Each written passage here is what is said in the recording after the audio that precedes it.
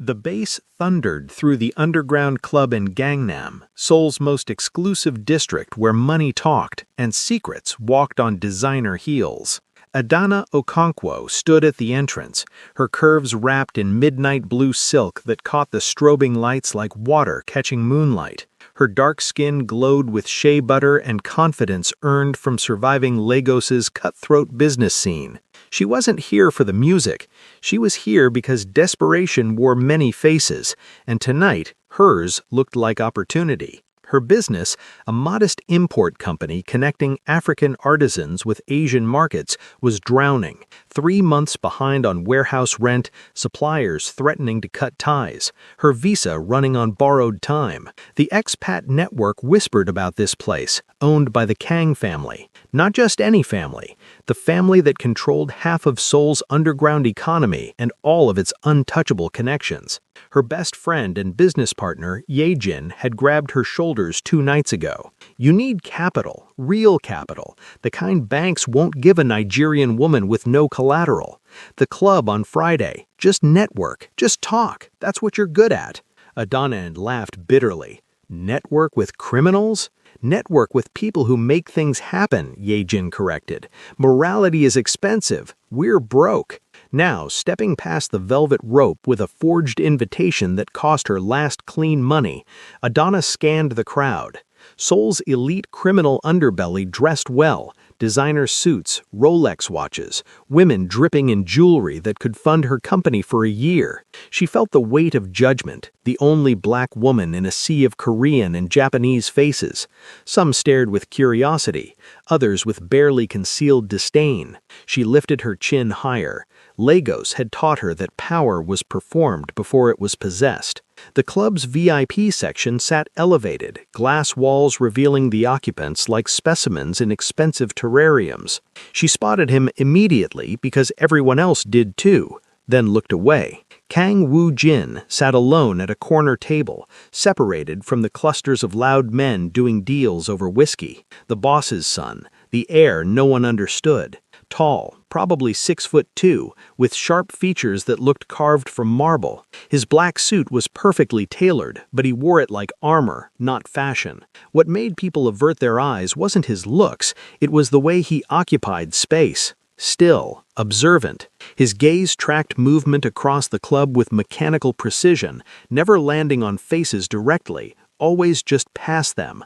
When someone approached his table, he tilted his head slightly, processing their words with a delay that made people uncomfortable. Autism, Ye-jin had mentioned. High-functioning but socially isolated. His father, Kang Dae-jung, ran the organization with iron brutality. Woo-jin was the anomaly, brilliant with numbers and logistics, but avoided at gatherings. People feared what they didn't understand.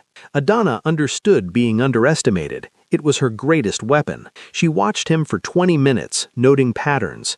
He checked his watch every 4 minutes. His fingers tapped his thigh in rhythm, counting maybe, processing stress. When a server brought him water, he nodded exactly once, no eye contact. When a drunk enforcer stumbled near his table, Woo-jin's hand moved to his jacket, not defensive, calculated. The enforcer sobered instantly and left. Dangerous and alone. Perfect. Adana downed her overpriced cocktail for courage and made her move.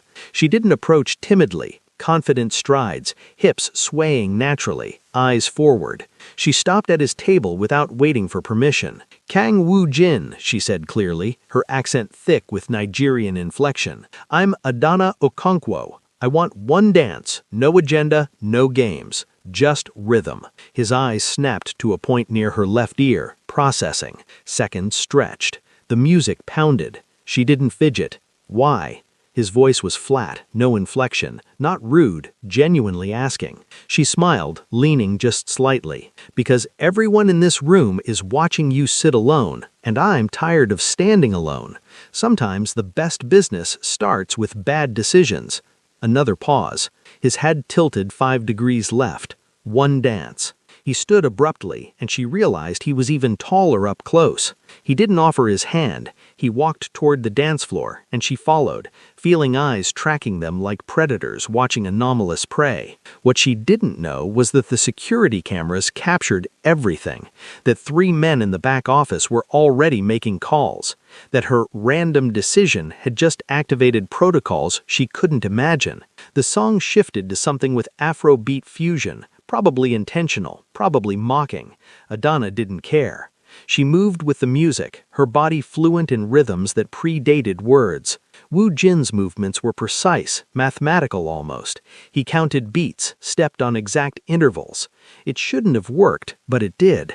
They didn't touch much, a hand on her waist during a turn, brief and formal, but the space between them crackled with something neither named. She caught him almost looking at her face, his gaze flickering to her collarbone instead. "You don't dance often," she observed. "No. Why tonight?" she asked directly. "Most people don't." The song ended. Neither moved immediately.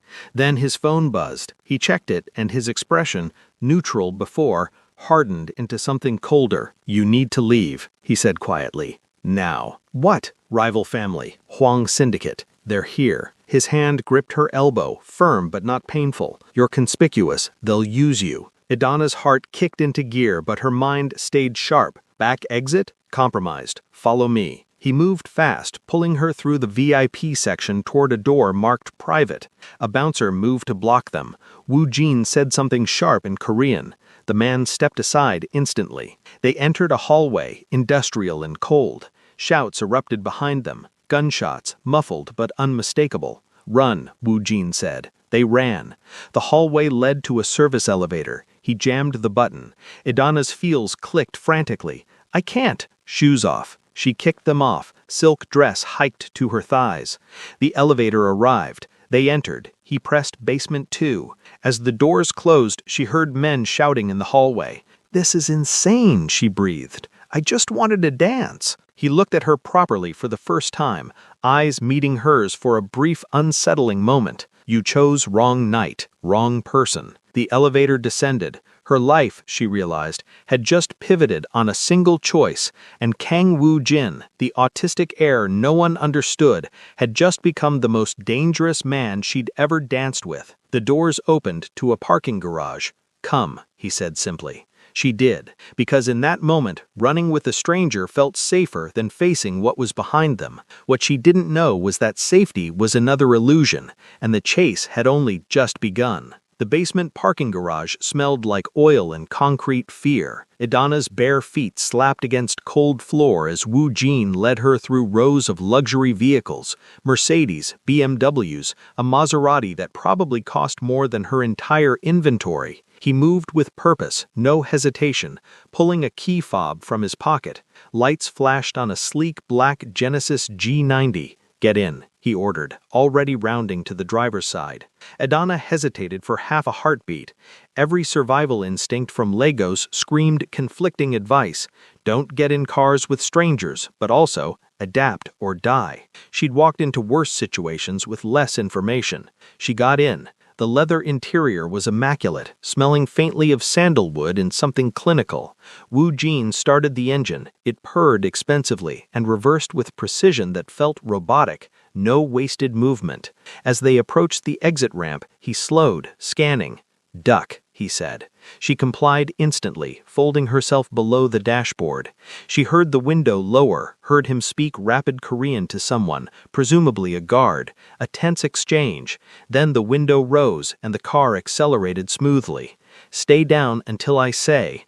Idana's heart hammered against her ribs, but her mind catalogued details.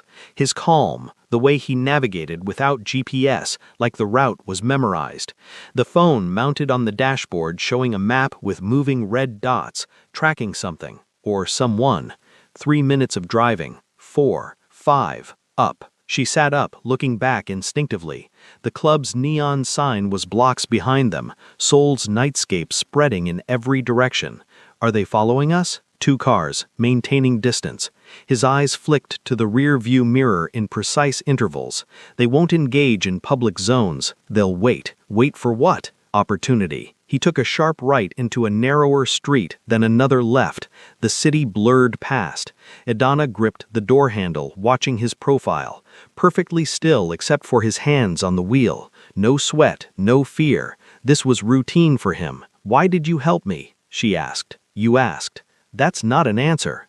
He was quiet for several blocks. Then, "You weren't supposed to be there. Variables like you complicate situations. Simpler to remove the variable than manage the complication." She blinked. "I'm a variable? You're unaccounted for. That creates risk. So you saved me to reduce risk?" "Yes." Brutal honesty. She almost laughed. Most men would lie, say something noble. Lying requires tracking false narratives. Inefficient. They entered an underpass, orange lights strobing through the windows.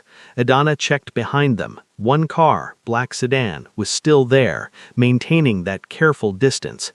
"They're still following," she said. "I know. Doesn't that worry you?" Worry is unproductive. Action is productive. He took a sharp right into a narrower street, then another left. The city blurred past. Adana gripped the door handle, watching his profile. Perfectly still, except for his hands on the wheel. No sweat, no fear. This was routine for him. "What did they want?" she asked. "To identify you, assess your value, possibly use you as leverage." "Leverage for what?" "Against my father, against me, against the family." He changed lanes with sudden sharpness, cutting off a truck. The driver's horn blared. The sedan mirrored the move. Adana's fingers dug into the leather seat. "And if they catch us?" "They won't."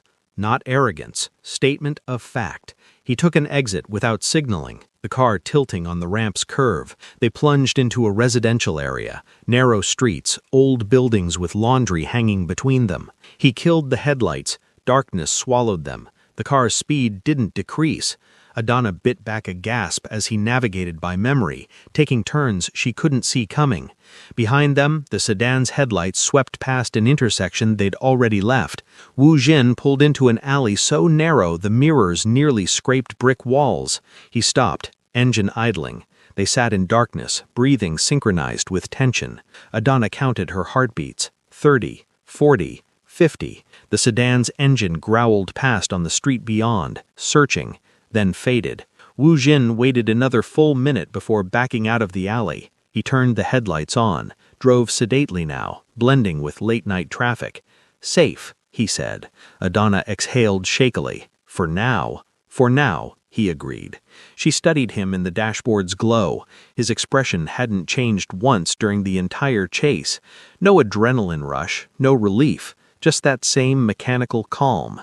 "Where are we going?" she asked. "Safe house, temporary location. You'll stay until situation resolves." "I didn't agree to that." "You got in the car. Agreement was implicit." She bristled. "That's not how consent works." For the first time she saw something shift in his face. Not quite emotion, more like recalculation. "You want to leave." "I want to know my options." "Option 1, I take you home. Huang family identifies your address within 2 hours. They pressure you for information about me, about tonight. You know nothing, which makes you useless. Useless variables are eliminated." Her stomach dropped. "Eliminated?" "Killed," he clarified, without softening. "Option 2, safe house, temporary protection. Situation resolves in approximately 48 to 72 hours. You return to your life." "And option 3? "There is no option 3. Adana closed her eyes. This was insane. She'd walked into that club looking for business connections, and now she was negotiating her survival with a man who spoke about murder like weather patterns. But Lagos had taught her one crucial skill: assess reality fast, adapt faster. "Safe house," she said quietly. He nodded once. Practical choice.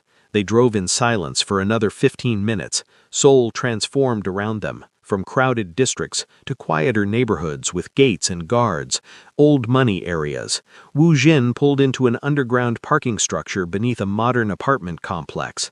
He parked in a reserved spot marked private, authorized only. "Follow closely. Don't speak to anyone." They took an elevator to the 12th floor. The hallway was empty. carpeted in deep blue, smelling of expensive cleaning products. He stopped at door 1207, used 3 different keys and a fingerprint scanner. The door clicked open.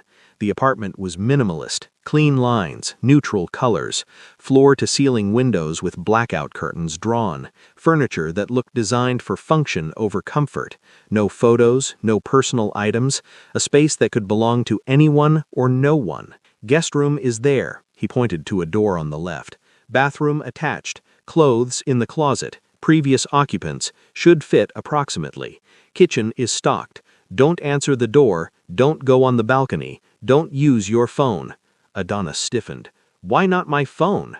Traceable. They'll monitor your contacts, your patterns. Phone stays off. She pulled her phone from her small purse, miraculously still with her, and stared at the dark screen. Her lifeline.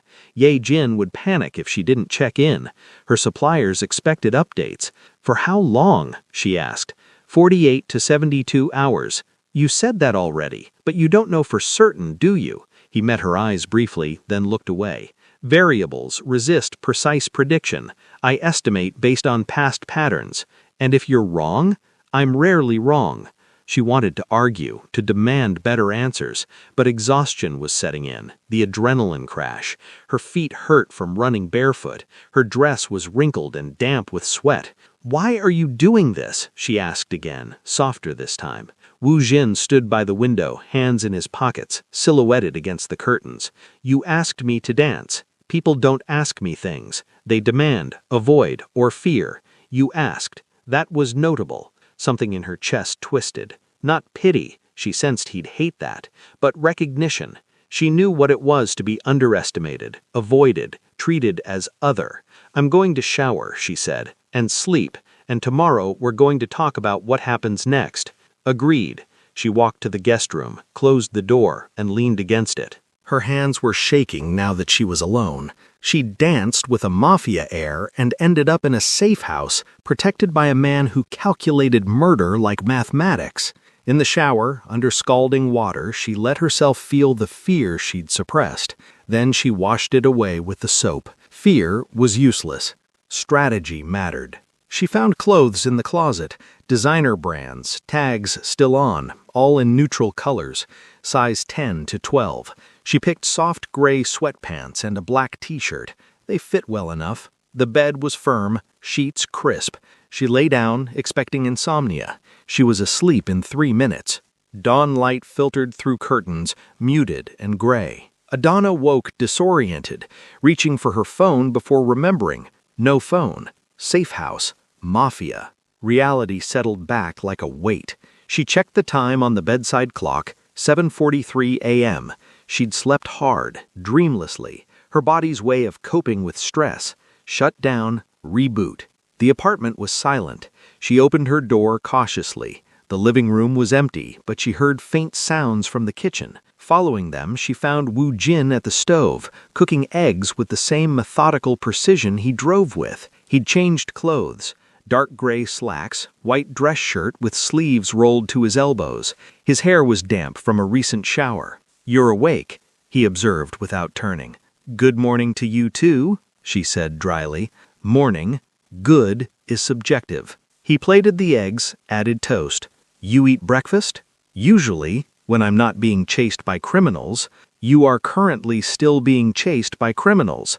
The chasing is simply paused. He set the plate on the small dining table, then prepared another for himself. Eat. We need to discuss logistics. Adana sat, eyeing the food. Perfectly cooked scrambled eggs, toast with butter and jam already applied. Do you do everything this precisely? Yes. Must be exhausting. No more exhausting than chaos. He sat across from her, began eating with measured bites. She ate too, realizing she was starving. So, logistics. The Huang family will investigate last night. They saw you with me. They'll identify you through club security footage, facial recognition, immigration databases. By noon today, they'll know your name, nationality, business, address, visa status, and financial situation. Her appetite vanished. That fast? Possibly faster. They have resources. And then what? Depends on what they want. If they want to pressure my family, they'll approach you as leverage. If they want to recruit you, they'll offer solutions to your problems in exchange for information. Adana's eyes narrowed. How do you know about my problems? I don't. But you came to a Mafia-owned club alone, dressed to impress, asking to dance with the heir. You're not there for entertainment. You need something. People in need make patterns. He took a sip of water. I researched you this morning. How? I didn't tell you my last name. Facial recognition. Immigration database. Took 4 minutes. He said it without pride or apology. Adana Okonkwo, Nigerian national. Entered South Korea 8 months ago on a business visa, owner of Afro-Asia Bridge Import Company, specializing in textiles and artisanal goods, currently 3 months behind commercial rent, suppliers threatening contract termination. Visa expires in 6 weeks without proof of viable business income. She stared at him, fury and fear mixing. You had no right. You had every right. You're in my protection. I need to know what leverage exists against you. His tone remained flat, factual. The Huang family will know this too. They'll offer to solve your financial problems, clear your debts, extend your visa through political connections. In exchange, you inform on me. I don't know anything about you. You know I dance poorly but precisely. You know I avoid eye contact. You know I drove evasively without GPS. You know this address. Small details create patterns. Patterns create intelligence. He finished his eggs. They'll also threaten you. Deportation, business seizure, potential violence to encourage cooperation. Adana's hands clenched in her lap. So I'm trapped? Leverage for both sides? Currently, yes. You're very calm about this. Panic doesn't change variables. Strategy changes variables. She wanted to scream at his emotionless analysis, but another part of her, the part that survived Lagos's ruthless markets, recognized the value of his approach. Emotion was a luxury. Survival required cold math. What's your strategy? Make you useless as leverage. And how do you do that? Option 1, eliminate the threat. The Huang family's second son, Huang Tae-sung, was at the club last night. He's their intelligence officer. If he dies, their information network collapses temporarily, buying time. Adana's stomach turned. You'd kill someone to protect me? No. I'd kill someone to protect my family's interests. You're incidental. He stood, clearing plates. But option 1 is inefficient.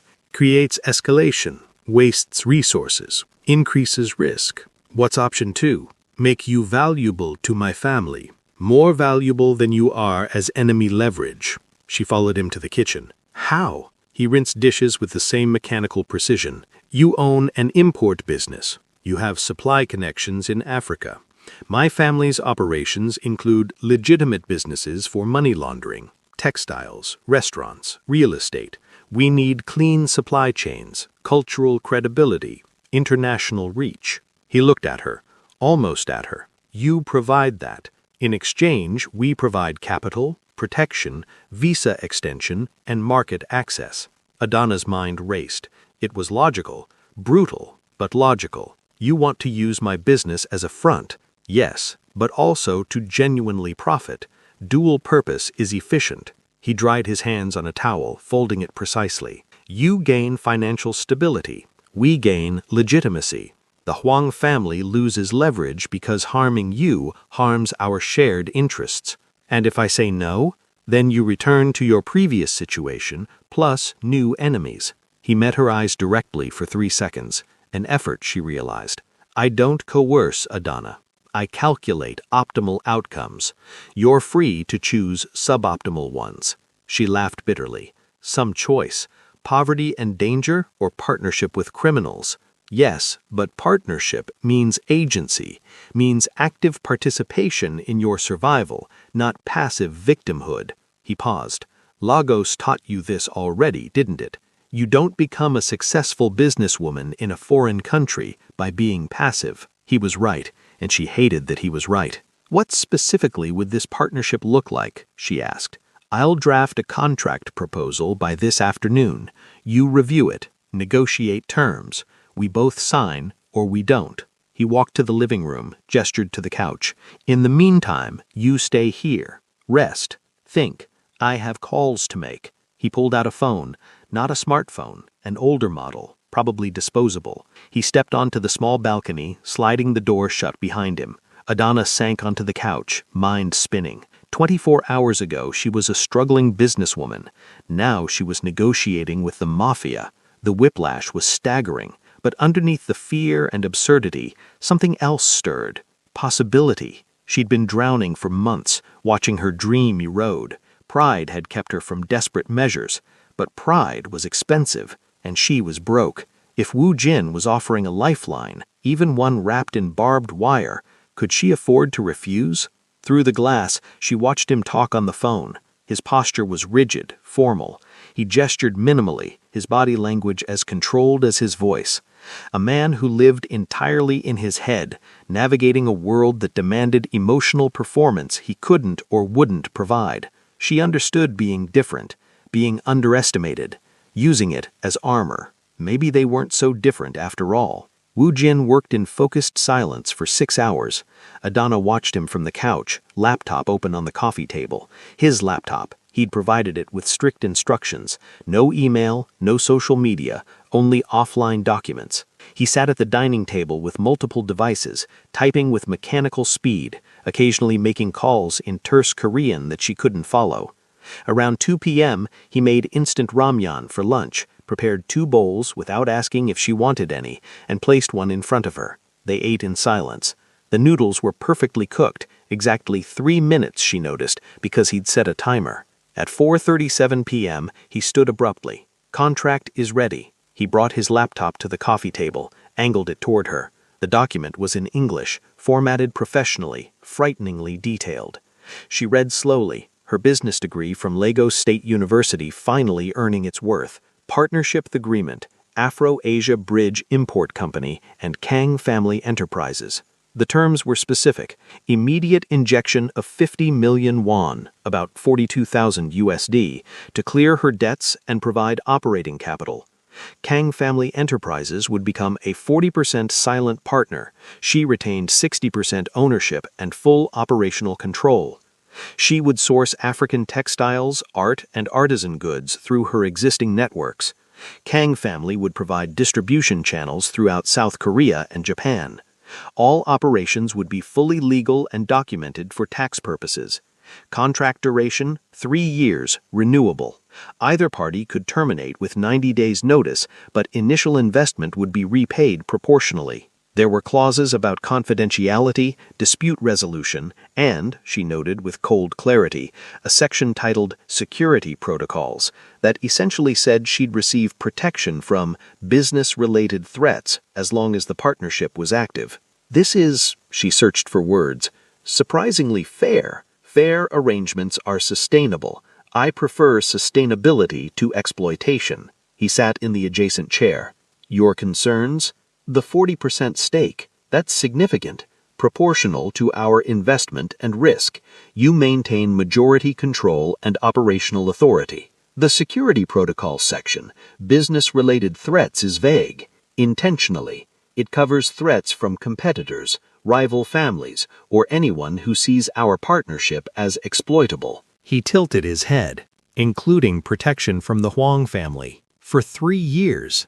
Then what? Then we renegotiate, or you buy out our stake at market value, or we continue as is. He folded his hands.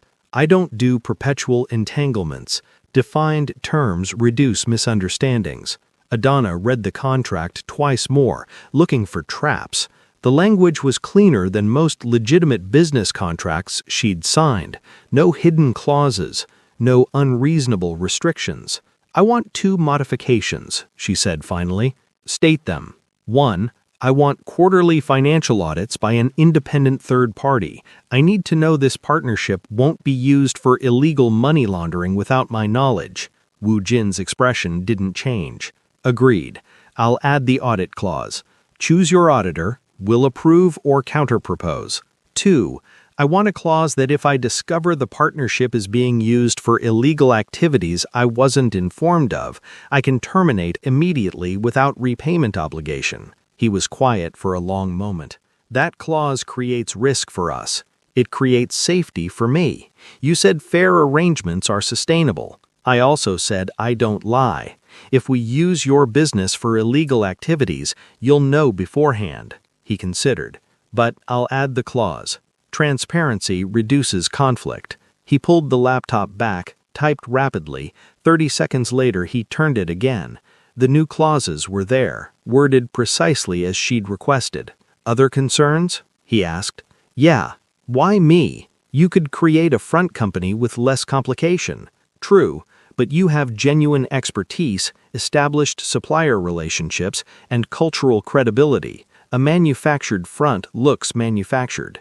Investigators, police, rivals, regulators, detect artificial constructs. Your business is real. That's valuable. He met her eyes briefly. Also, you asked me to dance. That variable suggested you think differently than others in your position. I was desperate. Desperation makes most people timid. You became bold.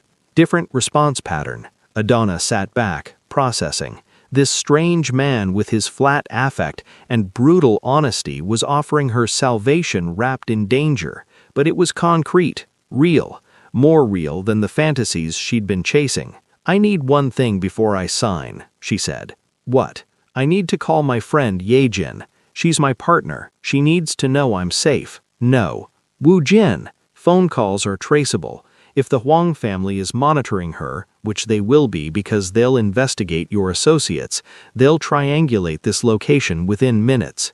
Then a message, something. She'll think I'm dead. He stood, paced to the window. His fingers tapped his thigh, counting, processing. Text message only. I'll route it through encrypted proxy. You write exactly what I approve. Nothing that reveals location or situation detail. That's paranoid. Paranoia is justified threat assessment. He pulled out the disposable phone. Write the message. I'll review it. Adonai took the phone, thought carefully, and typed, Yejin, I'm safe. Unexpected business opportunity came up, had to move fast. Out of contact for 2-3 days. Don't worry. We'll explain everything soon. Trust me. A. She showed him. He read it 3 times. Remove business opportunity. Too specific. Change to personal matter. That sounds worse. It sounds vague. Vague is safer. She made the change. He took the phone, did something with the settings she didn't understand, and sent it. Done. Message will appear to originate from a coffee shop in Hongdae. Can't be traced here. Thank you. He nodded once. Decision on the contract? Adana looked at the laptop screen, at the document that would tie her to the Korean Mafia for 3 years, at the escape route from drowning she'd been circling. She thought of Lagos, of the market women who taught her that survival meant dancing with devils you could predict, of her mother saying, Adana, pride doesn't feed you, strategy feeds you. I'll sign, she said, but I want one more thing. Wu Jin waited. I want your word that you'll be honest with me, about risks, about dangers, about what this partnership really means. I don't need protection from the truth. I need the truth so I can protect myself. He looked at her fully then. 3, 4, 5 seconds of direct eye contact that seemed to cost him effort.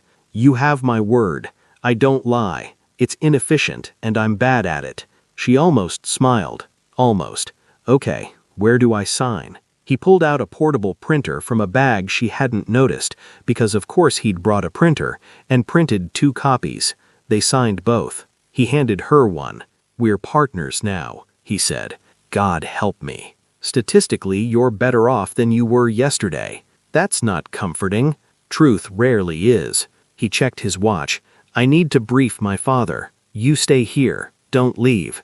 I'll return by 9 p.m. And if you don't, then the Huang family found me. In which case, there's a go bag in the coat closet. Cash, passport, burner phone with 1 contact programmed. A smuggler who owes me a favor. He'll get you out of Korea. Her blood went cold. You're serious. Always. He put on a jacket, checked something in the inner pocket. A gun, she realized with a jolt. Lock the door behind me. 3 deadbolts. Don't open it for anyone except me. He left. She stood, locked the door as instructed. 3 heavy clicks. Then she walked to the window and stared at Seoul's sprawling cityscape. She'd just signed a deal with the devil. She'd just saved her business. Both were true. Now she had to survive what came next. Woojin returned at 8:47 p.m., 13 minutes early, she noted. He carried 2 bags of takeout that smelled like heaven. Korean fried chicken, he announced, setting the bags on the table. You haven't eaten properly in 18 hours. Stress depletes nutritional resources. Despite everything, Adana laughed. You're feeding me like a project. You are a project, a valuable one. He unpacked containers methodically. My father agreed to the partnership. He wants to meet you tomorrow. Her stomach dropped. The actual boss, Kang Dae-young? Yes. He'll assess whether you're capable or a liability. Woojin handed her chopsticks. Be direct with him. He respects competence, despises weakness. Don't apologize. Don't explain yourself unnecessarily. Answer questions with facts, not emotions. Adana took the chopsticks, her appetite suddenly questionable. What if he doesn't approve? Then the contract is void. You return to your previous situation. He bit into a chicken piece, chewed methodically. But he will approve. I don't present failed proposals. Confident.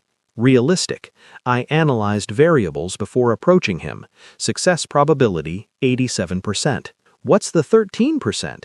Variables I can't control. Your performance, his mood, external pressures I'm unaware of. He set down his chopsticks. But you survived Lagos business culture. You approached me in a hostile environment. You negotiated contract terms despite fear. You have the necessary competencies. It was the closest thing to a compliment she'd heard from him. Adana ate, letting the food ground her. The chicken was perfectly crispy, sweet and spicy. She needed this, needed normal things like eating, even in abnormal situations. Tell me about your father, she said. Woojin was quiet for a moment, processing whether to share. Kang Dae-young, 63 years old, built the family business from mid-level operations to one of Seoul's 3 dominant organizations over 30 years. Strategic, patient, ruthless when necessary. He values loyalty above almost everything, but respects intelligent self-interest more than blind obedience. And you? How does he see you? As an asset with limitations. I manage logistics, finances, supply chains. I'm good with systems, patterns, numbers. I'm bad with people, politics, emotional manipulation. He took a sip of water. He doesn't understand my autism, but he understands my utility. Adana heard something beneath the flat tone, not quite pain, but awareness of distance. That must be lonely. Loneliness is subjective. I have limited interest in most social connection. It's inefficient. But he said it like a rehearsed line, not a felt truth. She decided not to push. What should I wear tomorrow? Professional, conservative. You're a businesswoman, not a decoration. He stood, clearing containers. I brought clothes options. They're in the guest room. She found them after dinner. 3 outfits, still with tags, perfectly her size. A charcoal gray suit with a pencil skirt, a navy pantsuit, and a burgundy dress with a structured blazer. All high-end Korean brands. All exactly what she would have chosen if she had money. How did you know my size? She called out. Observation and estimation. I'm good with spatial measurements, Kang called back. I'm good with spatial measurements. She tried on the navy pantsuit. It fit like it was tailored for her. In the mirror, she looked powerful, professional, like someone who belonged at a Mafia boss's table, negotiating empires. The woman staring back at her was both familiar and strange. Still Adana, but a version of Adana who'd crossed a threshold she couldn't uncross. She went to bed that night thinking about her mother who died when Adana was 19. Cancer, fast and brutal. Her last words to Adana had been, "Don't die small. Don't let the world make you smaller than you are." This partnership, dangerous, morally gray, possibly insane, was the opposite of small. She just hoped she'd survive it big enough to matter. The next morning, Woo Jin woke her at 7 a.m. with coffee, precisely how she liked it, which meant he'd been observing. They ate a silent breakfast. He wore a black suit, perfectly tailored, making him look even more like carved stone. At 9:30 a.m., they left the apartment. A different car this time, a dark blue sedan, less flashy. He drove them through Seoul's morning traffic with the same mechanical precision, heading towards Gangnam's business district. They pulled into an underground garage beneath a sleek high-rise. Legitimate businesses occupied the upper floors. Consulting firms, tech companies, import-export corporations. All, Adana assumed, owned or influenced by the Kang family. Woo Jin parked in another reserved spot. 15th floor. We'll take the private elevator. They did. The elevator was mirrored, showing Adana her reflection multiplied infinitely. Professional armor in place. Game face on. The elevator opened directly into a penthouse office. Floor-to-ceiling windows overlooked Seoul's sprawl. The decor was minimalist but expensive. Korean traditional art mixed with modern furniture. Everything in blacks, grays, and deep browns. 3 men stood as they entered. The one behind the desk was obviously Kang Da-jung, 60-something, silver hair perfectly styled, wearing a suit that probably cost more than Adana's entire inventory. His face was weathered but sharp, eyes that missed nothing. Power radiated from him like heat. The 2 flanking him were younger, maybe 40s, both in dark suits, both watching Adana with predatory assessment. "Father," Woo Jin said in English, presumably for Adana's benefit, "this is Adana Okonkwo." Kang Da-jung studied her for a long, uncomfortable moment. Then he smiled. Cold, calculating. "The woman my son danced with. Please, sit." Adana sat in the chair across from his desk. Woo Jin stood behind her, a silent presence. "My son tells me you're a businesswoman," Da-jung said, his English accented but perfect. "That you have supply connections in Africa we could utilize." "Yes, sir. I own Afro-Asia Bridge Import Company. We specialize in authentic African textiles, art, and artisan goods. Currently failing." She didn't flinch. "Currently experiencing cash flow challenges due to delayed payments from buyers and currency exchange complications. The business model is sound. The execution needs capital. And in exchange for our capital, we receive what? 40% stake, legal distribution channels for authentic African goods in Asian markets, and cultural credibility for your legitimate business operations." One of the flanking men, the one on the left, scoffed. "We don't need cultural credibility." Da-jung raised a hand, silencing him. "Don't we? The world is changing, Byung-hoon. Diversity is profitable. International connections are valuable." He leaned forward. "Tell me, Miss Okonkwo, why should I trust a foreigner with access to my business operations?" "You shouldn't. Trust is earned. I'm offering transparency, quarterly audits, and contractual protections that benefit both parties. I don't need your trust. I need your investment. You need my expertise and connections." Silence. Heavy, assessing. Then Da-jung laughed, genuine, surprised. "You're direct. I like that." He looked at Woo Jin. "She's better than the last 3 proposals you brought. The last 3 proposals were money laundering fronts with no substance. This has substance."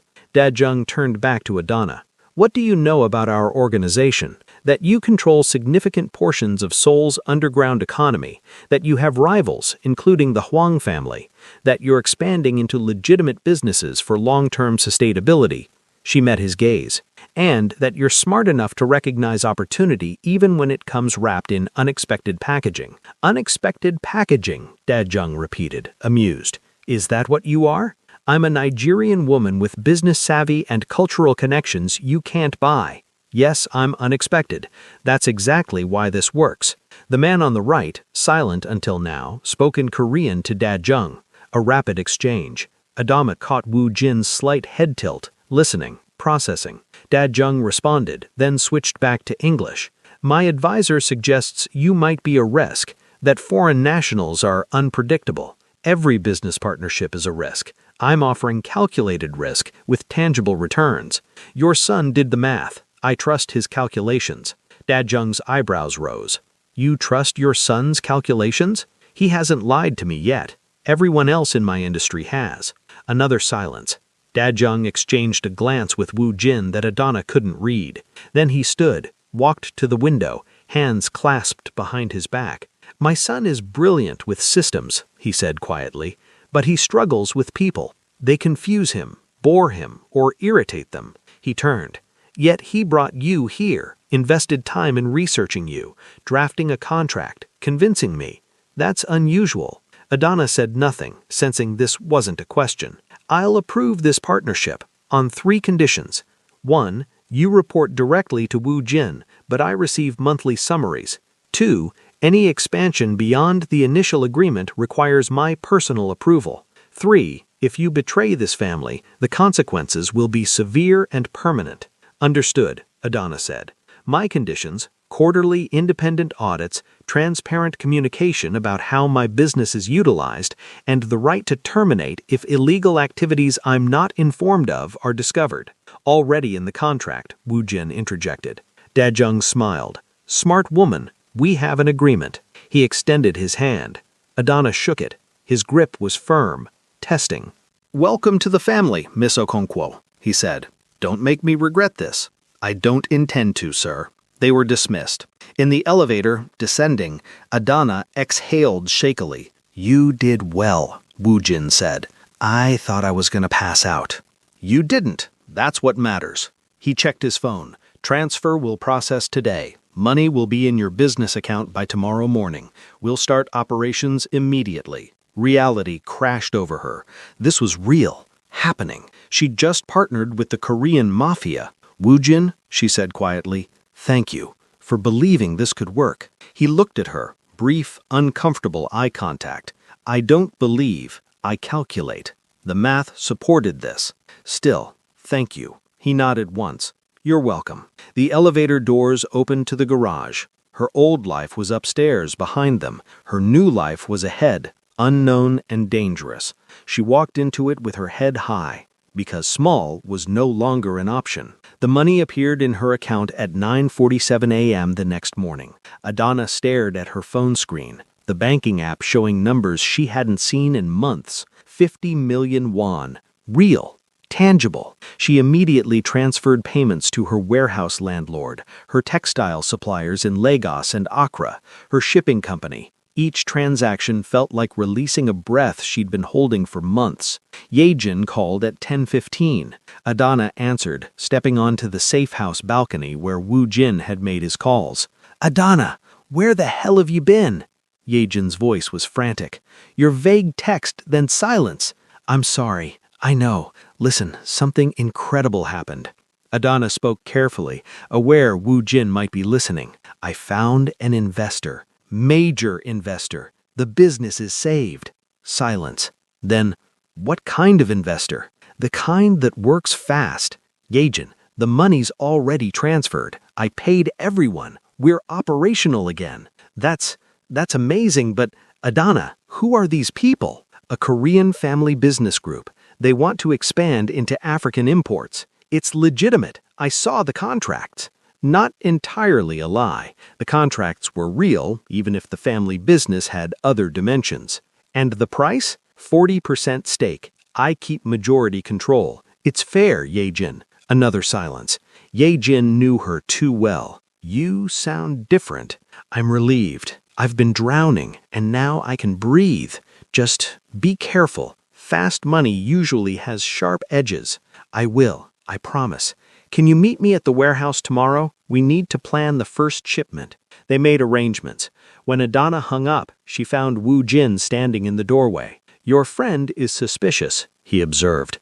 She's protective. It's what friends do. Emotional attachment creates vulnerability. It also creates support systems. You should try it sometime. She regretted the sharpness immediately, but he didn't seem offended. I have support systems. They're just transactional and clearly defined. He handed her a tablet. First order specifications. Review them. The tablet showed a detailed proposal. 500 meters of Ankara fabric in 10 different patterns, 200 pieces of handcrafted brass jewelry, 100 carved wooden masks, 50 leather bags. All items she had direct supplier access to. This is ambitious. Your suppliers can deliver? Yes, but it'll take 3 weeks minimum. Shipping, customs, quality control. 2 weeks. I've arranged expedited customs processing. She looked up sharply. How? We have people in customs. That's the advantage of this partnership. Right. The criminal advantage. She swallowed discomfort. 2 weeks. I'll make it happen. Good. There's a meeting this afternoon. Potential buyer for the first shipment, a boutique chain owner. You'll present the product line. Me? You're the expert. I'm the money. Play to strengths. He took back the tablet. Meeting is at 3 p.m. Dress professionally. I'll drive you. The meeting was in a trendy cafe in Gangnam, all white marble and minimalist furniture. The buyer was a woman in her 40s, Ri Soo-jin, owner of 3 high-end boutiques. She greeted Woo Jin with polite deference that suggested she knew exactly who his family was, then turned to Adana with sharp, assessing eyes. Miss Okonkwo, Woo Jin says you have authentic African luxury goods.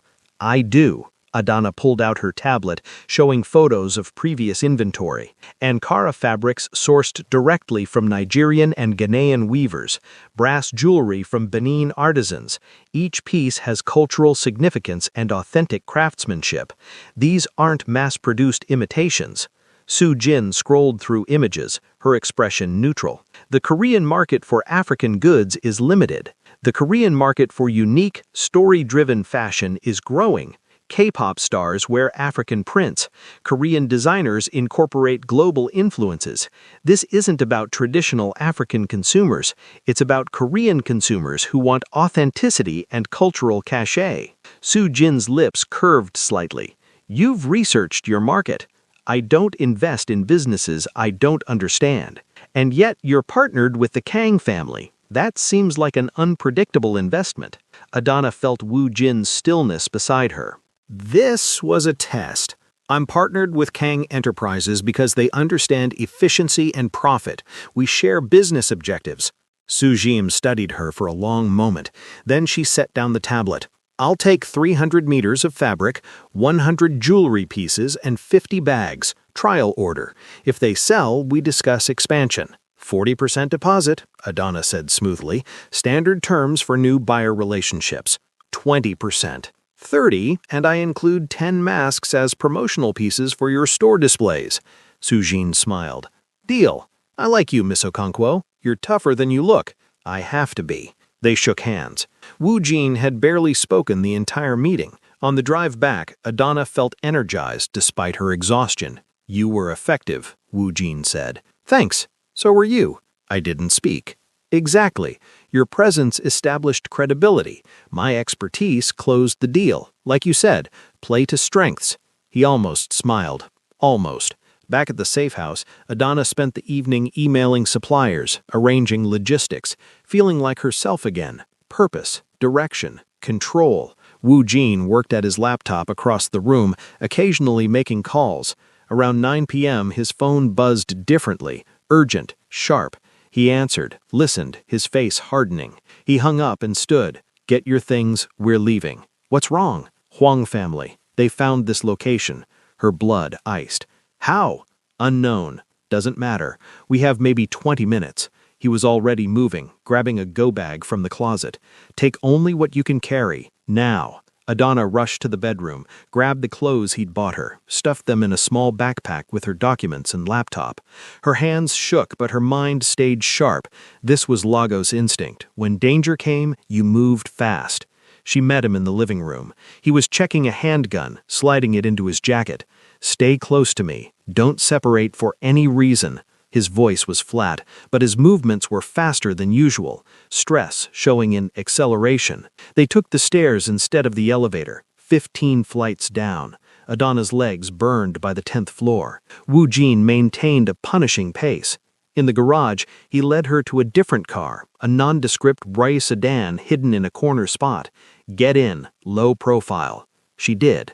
He drove out of the garage normally, no speeding, blending with traffic, but Adana saw him checking mirrors constantly, his jaw tight. Where are we going? She asked. Different safe house, more secure.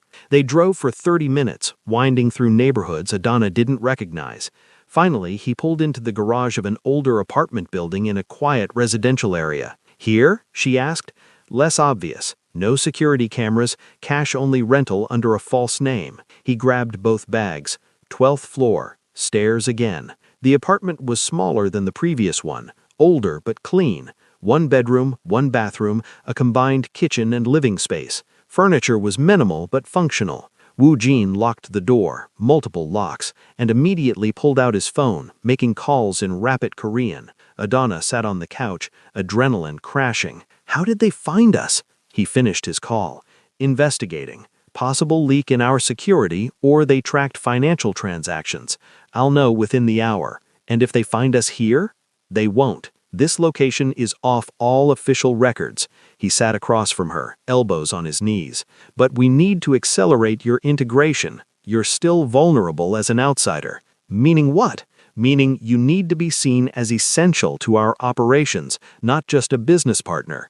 The more value you demonstrate, the more protection you receive. How do I demonstrate value faster? He thought for a moment. The Huang family has a shipping company.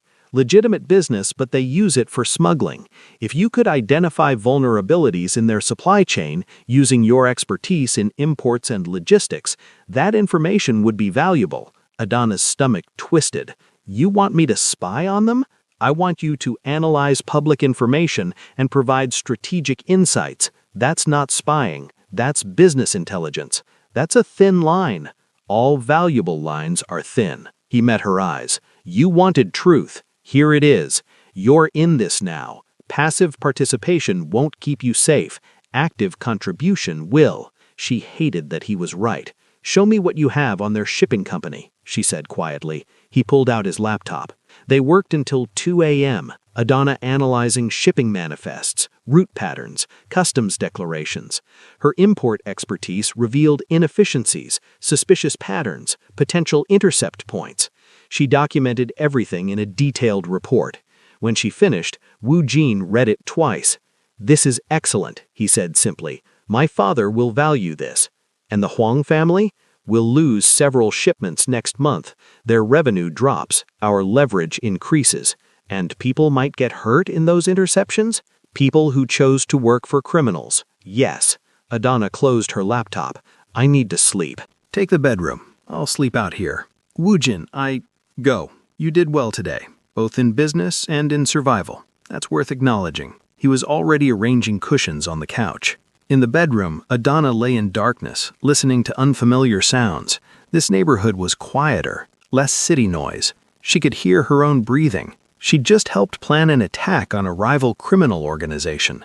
She'd just secured her business and possibly her life. Both were true. She fell asleep trying to decide which truth weighed more. 3 days passed in the smaller safe house. 3 days of Adana coordinating shipments from her laptop, video calling suppliers, finalizing the Sujin order while Woo Jin orchestrated something larger she wasn't fully privy to. He'd disappear for hours, return with tension in his shoulders, make calls in clipped Korean. On the 4th morning, he woke her at 5 a.m. "Get dressed, operational clothes, dark, practical, we're going out." "Where?" She sat up, groggy. "To watch your intelligence work. The Huang shipment intercepts today. You should see the results of your analysis." Her stomach dropped. "You want me there? You're part of this operation. You should witness the outcome." His tone was matter-of-fact. "Also, it's safer than leaving you here alone. Huang's surveillance has increased." 20 minutes later, they were in the gray sedan driving through Seoul's pre-dawn darkness. Woo Jin handed her a thermos of coffee. Black, no sugar, exactly how she'd started drinking it. "Where are we going exactly?" she asked. "Port-aventure. The Huang family has a container shipment arriving at Pier 7. Your analysis identified it as carrying smuggled electronics, declared as textiles to avoid inspection. We've arranged for an anonymous tip to customs. So we're just watching customs do their job? We're watching your work change the landscape." He glanced at her, also ensuring no complications arise. They drove for an hour, the city giving way to industrial zones and port infrastructure. Massive cranes loomed against the lightening sky. Ships lined the docks like sleeping giants. Woo Jin parked on a hill overlooking Pier 7, handing her binoculars. Below, a container ship was being unloaded. Customs officials in yellow vests moved with purpose toward a specific container, orange, marked with Huang shipping logos. "That's the one," Wu Jin said quietly. "Your report identified the discrepancy between declared weight and actual weight. Customs noticed." Adana watched through the binoculars as officials opened the container. Even from this distance, she could see the moment of discovery, urgent gestures, radio calls, more officials converging. "They found it," she whispered. "Estimated value 200 million won in smuggled goods. Huang family loses the merchandise, pays heavy fines, and faces increased customs scrutiny for months." Wu Jin checked his phone. "Your analysis identified 3 other vulnerable shipments. We're hitting all of them this week." Adana lowered the binoculars, feeling sick. People will lose their jobs, maybe go to prison. People who chose to participate in illegal activity. Consequences were always possible. "You say that so easily." "Because it's factual. Morality doesn't change outcomes, Adana. It just determines how you feel about them." He started the car. "We should leave before surveillance cameras capture too much footage." On the drive back, Adana stared out the window. Seoul was waking up. Commuters heading to legitimate jobs, street vendors setting up, students in uniforms laughing on corners. Normal life, happening alongside the shadow world she'd entered. "Do you ever regret this life?" she asked quietly. Wu Jin was silent for several blocks. "Regret implies I had meaningful alternatives. I was born into this family. My autism makes normal employment difficult. This work uses my skills without requiring social performance I can't provide." He merged onto the highway. "So, no, I don't regret what I didn't choose. But you choose to stay. Leaving would require resources, planning, and cutting ties completely. The cost-benefit analysis doesn't favor it." He glanced at her. "Do you regret signing the contract?" She thought honestly. "Ask me in a month. Fair." Back at the safe house, Wu Jin made breakfast while fielding calls. Adana overheard fragments, his father's voice, sharp and pleased, another voice she didn't recognize, reporting numbers. When he hung up, he turned to her. "My father wants to meet with you this afternoon. He's impressed with the Huang operation results." "That's good, right?" "Very good. It means you're transitioning from probationary asset to valued contributor." He served eggs and toast. "It also means increased expectations." The meeting was at a different location, a traditional Korean restaurant in an upscale district, closed to the public for a private event. Adana wore the burgundy dress and blazer, armor for a different kind of battle. Kang Dae-jung sat in a private room with 4 other men, senior members of the organization, Adana guessed. The room was elegant, traditional, with low tables and floor seating that made her grateful for the pantsuit option she'd declined. "Ms. Okonkwo," Dae-jung greeted warmly. "Please, sit. We're celebrating." She sat beside Wu Jin. Food was already laid out. Elaborate Korean dishes she didn't recognize but looked expensive. "Your analysis cost the Huang family significant resources and credibility," Dae-jung continued. "In 1 week, you've provided more actionable intelligence than our last 3 consultants combined." "I simply applied my expertise to available data," Adana said carefully. "Humble, but unnecessary. Take credit for your work." Dae-jung raised a glass of clear liquid, soju probably. "To our newest strategic partner." The men raised their glasses. Adana accepted one, sipped cautiously. It burned smooth. "I have a question," said one of the men, the same Byung-hun who'd scoffed at her during the first meeting. "How do we know you're not feeding information to the Huang family, playing both sides?" Tension crystallized. Wu Jin stiffened beside her. Adana met Byung-hun's gaze directly. "Because I'm not stupid.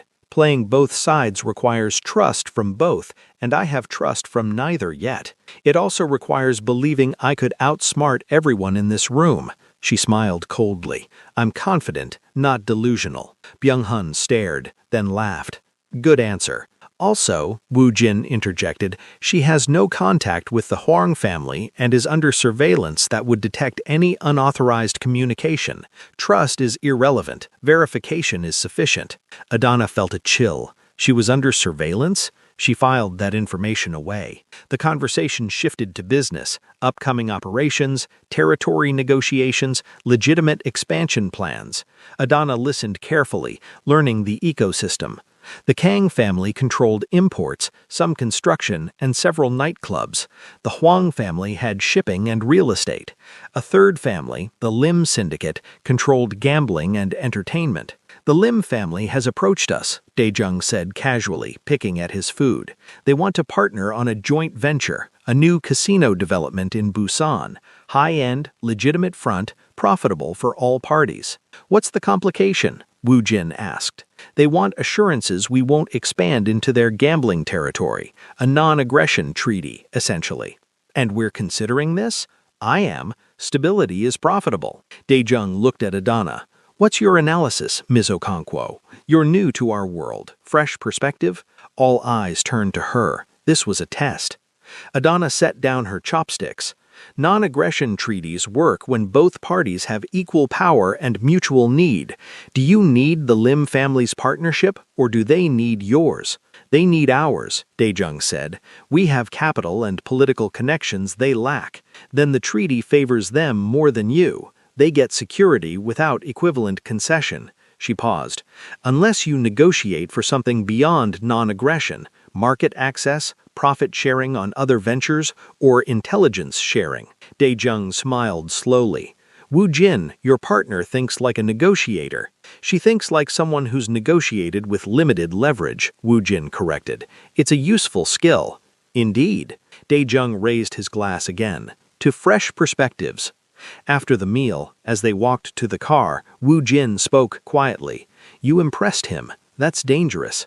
Dangerous how? He'll use you more. Expect more. You've proven yourself valuable, which means you're now essential. He opened her car door. Essential means protected, but it also means trapped. I was already trapped. Now you're trapped deeper. The distinction felt important, but Adana was too tired to parse it. In the car, she leaned her head against the window, watching Seoul blur past. Wu Jin, she said quietly, am I under surveillance? Silence. Then, yes. Who? My people. Standard protocol for new partners. How invasive? Location tracking on your phone, monitoring of external communications, periodic physical surveillance when you leave secure locations. Anger flared. You didn't tell me. You didn't ask, and knowing wouldn't change anything. It changes my sense of autonomy. Autonomy is an illusion in this context. Safety requires observation. He glanced at her. I can reduce surveillance if it bothers you, but I recommend against it. She wanted to scream, to demand privacy, to assert her independence, but he was right. In this world, being watched meant being protected. The cost of survival was transparency. Keep the surveillance, she said bitterly, but tell me about these things. Don't let me find out by accident. Agreed. I'll be more forthcoming. Thank you. They drove in silence. Her phone buzzed. A text from Ye Jin asking about the first shipment timeline. Adana replied with logistics updates, aware someone was reading every word. She was profitable now, protected now, and less free than she'd ever been. That night she couldn't sleep. She found Wu Jin in the living room at 2 a.m., working on his laptop in the darkness, face illuminated by the screen. You should sleep, she said. Insomnia is common for me. Autism-related sleep disruption. He didn't look up. You should sleep. Can't. She sat on the other end of the couch. Too much in my head. Articulate it. Sometimes external processing helps. She pulled her knees to her chest. I'm helping criminals. I'm good at it. That should bother me more than it does. Should based on whose standards? Societal standards. Moral standards. Society is structured by power. Morality is enforced by those who hold it. You're Nigerian. Your country was colonized. Your resources extracted by people who claimed moral superiority. He finally looked at her. Morality is a tool of control. I don't respect it. What do you respect? Consistency, competence, clear communication, keeping agreements. He closed his laptop. You've kept our agreement. You've been competent and consistent. That's worth more than abstract morality. That's a cold way to live. It's an honest way to live. Most people lie to themselves about their morality. I don't have the energy for self-deception. Adana studied him in the dim light. Do you have friends, Wu Jin? Real friends? No. I have business associates, family members, and one strategic partner who asks too many questions at 2 a.m. She smiled beside herself. I'm a strategic partner? What else would you be? Something in her chest ached. Right, what else? She went back to bed, but sleep didn't come easier. In the darkness, she wondered what it cost him to live so alone, and whether she was slowly joining him there. The first shipment arrived 2 weeks later. Adana stood in her warehouse, newly renovated with Kang money, watching workers unpack vibrant Ankara fabrics, brass jewelry that caught the fluorescent lights, carved masks with faces that held centuries of story. Ye Jin stood beside her, eyes wide. This is incredible. This is more than we've ever had. I told you, real investor, real capital. Ye Jin touched a fabric bolt, geometric patterns in gold and deep blue. And they're really okay with you having operational control? As long as I deliver results, yes. Adona checked her tablet. Su Jin's order goes out tomorrow. I've already got 2 more boutique inquiries and a department store interested in a pilot program. You sound different, Ye Jin said quietly. More confident. Almost what? Ruthless. The word stung because it was true. 3 weeks with the Kang family had changed her. She negotiated harder, calculated colder, saw people as variables in equations rather than individuals with stories. Is that bad? Adana asked. I don't know. I hope not. Wu Jin arrived at 4 p.m. in a black sedan with 2 men Adana didn't recognize. Security, she realized. He barely glanced at them as he entered the warehouse, surveying the inventory with his characteristic systematic sweep. Quality, he asked. Excellent. My suppliers delivered exactly as promised. He picked up a brass bracelet, examined it with surprising care. This is well crafted. Benin artisan, 3 generations of metalwork in his family. The story matters to buyers? Story is half the sale. People don't just buy objects. They buy meaning, authenticity, connection. She took the bracelet back. That's what you can't manufacture in a factory. Interesting. I calculate value in function and price. I didn't consider narrative value. That's why you need me. He almost smiled. Yes, that's exactly why. Ye Jin appeared with coffee, stopped short seeing Wu Jin. Adana made introductions. Ye Jin Park, my business partner. Ye Jin, this is Kang Wu Jin, our primary investor. Ye Jin bowed formally. Wu Jin nodded once, not quite meeting her eyes. Ms. Park, Adana speaks highly of your organizational skills. Thank you, Mr. Kang. Your investment saved our business. Awkward silence.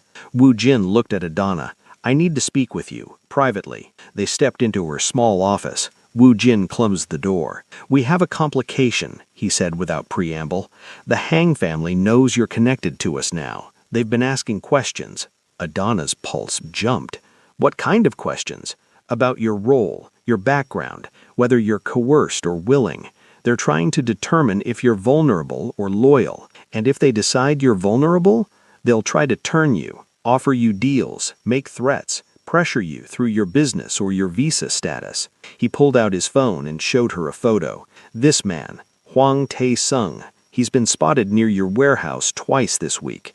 He's their intelligence officer. The man in the photo was 30s, expensive suit, cold eyes.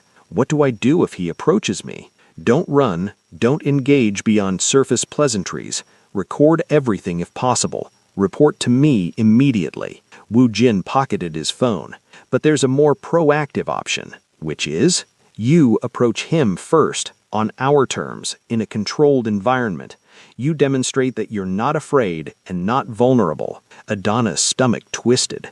You want me to walk up to a dangerous man and what? Have coffee? Yes. Public place, daytime, multiple witnesses. You make it clear you know who he is and you're not interested in whatever he's offering. Wu Jin leaned against her desk. It's a power move, shows confidence. Or it gets me killed. He won't kill you in public. Too visible. The Huang family is calculating, not reckless. You're asking a lot. I'm asking you to be who you were when you walked into that club and asked me to dance. Bold, strategic, unafraid. She wanted to argue, but he was right. Hiding made her prey. Confronting made her a player. When? She asked. Tomorrow. I'll arrange the location. I'll have people nearby, invisible but present. You'll be protected. Protected or surveilled? Both. Always both. She exhaled shakily. Okay, I'll do it. He nodded. Good. I'll send details tonight. After he left, Yejin cornered her. That man is terrifying. He's effective. Adana, what have you gotten involved in? Adana looked at her friend, her genuine friend, the one person who knew her before all this. Survival, same as always. This doesn't feel like survival. This feels like war. Maybe they're the same thing. Yejin left without responding. Adana stayed in the warehouse until midnight, organizing inventory, avoiding the safe house and its watching walls. When she finally returned, Woojin was waiting. You stayed late, he observed. I needed space. From surveillance, from decisions. She dropped her bag. Tomorrow I'm confronting a Mafia intelligence officer. That's insane. It's strategic. Same thing sometimes. She moved to walk past him to the bedroom. He caught her wrist. Gentle, unexpected. She froze. You can back out, he said quietly. I'll find another approach. Will it be as effective? No. Then I won't back out. She pulled her wrist free carefully. I'm not fragile, Woojin. I just needed a moment to be scared. Fear is rational. Perceiving despite fear is strength. Is that what you do? Proceed despite fear? He looked at her fully. Real eye contact. Sustained. Difficult. Every day. Something passed between them. Recognition. Understanding. Two people navigating a world that didn't quite fit them, using different strategies for the same survival. Thank you, she said, for giving me the option. Thank you for choosing the harder path anyway. She went to bed thinking about his hand on her wrist, the unexpected gentleness from someone so calculating. The next morning, Woojin drove her to a cafe in Itaewon, International District, lots of foreigners, cameras everywhere, public and safe. He'll arrive at 11 a.m., Woojin said. I've arranged for him to be here. He thinks you requested the meeting. How? I sent a message from an anonymous number saying you wanted to discuss mutual interests. He's curious enough to come. And if he's hostile? My people are at 3 tables. You have a panic button in your purse, small red device. Press it if you need immediate extraction. He handed her the purse. But you won't need it. You're smart, Adana. Trust that. She entered the cafe at 10:59, ordered an Americano, chose a table near the window with clear sight lines. At 11:03, Hwang Tae-sung entered. He was taller in person, moving with predatory grace. He scanned the cafe, spotted her immediately, and smiled, cold, amused. He approached without hesitation. Ms. Okonkwo, this is unexpected. Perfect English, Seoul accent underneath. Mr. Hwang, please, sit. He did, ordering nothing. You asked to meet. I'm curious why. Because I know you've been watching my warehouse, and I wanted to make something clear. She met his gaze steadily. I'm not interested in whatever proposition you're considering. His smile widened. Direct, I appreciate that. But what makes you think I have a proposition? Because that's what intelligence officers do. You identify vulnerabilities, make offers, turn assets. She sipped her coffee. I'm not vulnerable, and I'm not turning. Everyone is vulnerable, Ms. Okonkwo. You're a foreign national with visa challenges, financial struggles. Had financial struggles. Past tense. My business is stable now. Stable because of Kang family investment. That's not stability, that's dependence. It's partnership. There's a difference. He leaned back, studying her. You're brave, I'll give you that, coming here alone to face me. I'm not alone. I'm never alone anymore. She let that sink in. I came here to save you time. Whatever you're planning, pressure, offers, threats, it won't work. I've made my choice. Choices can change. Mine won't. I'm good at commitment. Tae-sung was quiet for a moment. Then he laughed, genuine, surprised. Woojin chose well. You're tougher than you look. Everyone says that. I should be insulted, but I'm not. Smart woman. But here's something to consider. He leaned forward. The Kang family is powerful, but they're not invincible. Woojin is brilliant, but he's also different, limited in some ways. When things get complicated, and they will, Ask yourself if you're really safe with them. Is that a threat or advice? Both. Neither. Observation. He stood. Enjoy your coffee, Ms. Okonkwo. We'll meet again. He left. Adana sat very still, adrenaline crashing. She'd done it, confronted him, held her ground. Her phone buzzed. Woojin. Well done. Extraction team standing down. Stay 20 minutes, then leave normally. She finished her coffee slowly, hands shaking slightly but visible steady. When she left, Woo Jin was waiting a block away in the car. "You were perfect," he said as she got in. "I was terrified. It didn't show. That's what matters. He said you're limited, that I should question my safety with you." Woo Jin's jaw tightened. He's trying to plant doubt, standard manipulation. I know, it didn't work. He looked at her, something unreadable in his expression. Why didn't it work? Because limited isn't the same as incapable, and safe is relative. She buckled her seatbelt. "I'm safer with you than I've been in months. That's a low bar." "Maybe, but it's my bar, and you cleared it." They drove in silence. Adana felt something shifting between them. Not attraction exactly, but connection. Partnership deepening into something she didn't have words for. "Thank you," Woo Jin said quietly, "for trusting my plan. Thank you for having one." When they got back to the warehouse, her first shipment to Soo Jin was being loaded. Perfect timing. Beautiful goods that represented more than business. They represented her survival, her reinvention, her refusal to be small. She watched the truck drive away, carrying pieces of Africa into Korean markets, creating fusion from collision, building empire from ashes, just like her. Think about this. Have you ever had to choose between who you were and who you needed to become? Drop a comment about which version of yourself you chose. 6 weeks into the partnership, Adana's business was thriving. 3 boutiques carrying her goods, a department store pilot program expanding, orders from Japan and Singapore arriving. Her warehouse hummed with activity, Ye Jin managing logistics while Adana negotiated new deals. But success had costs she was still calculating.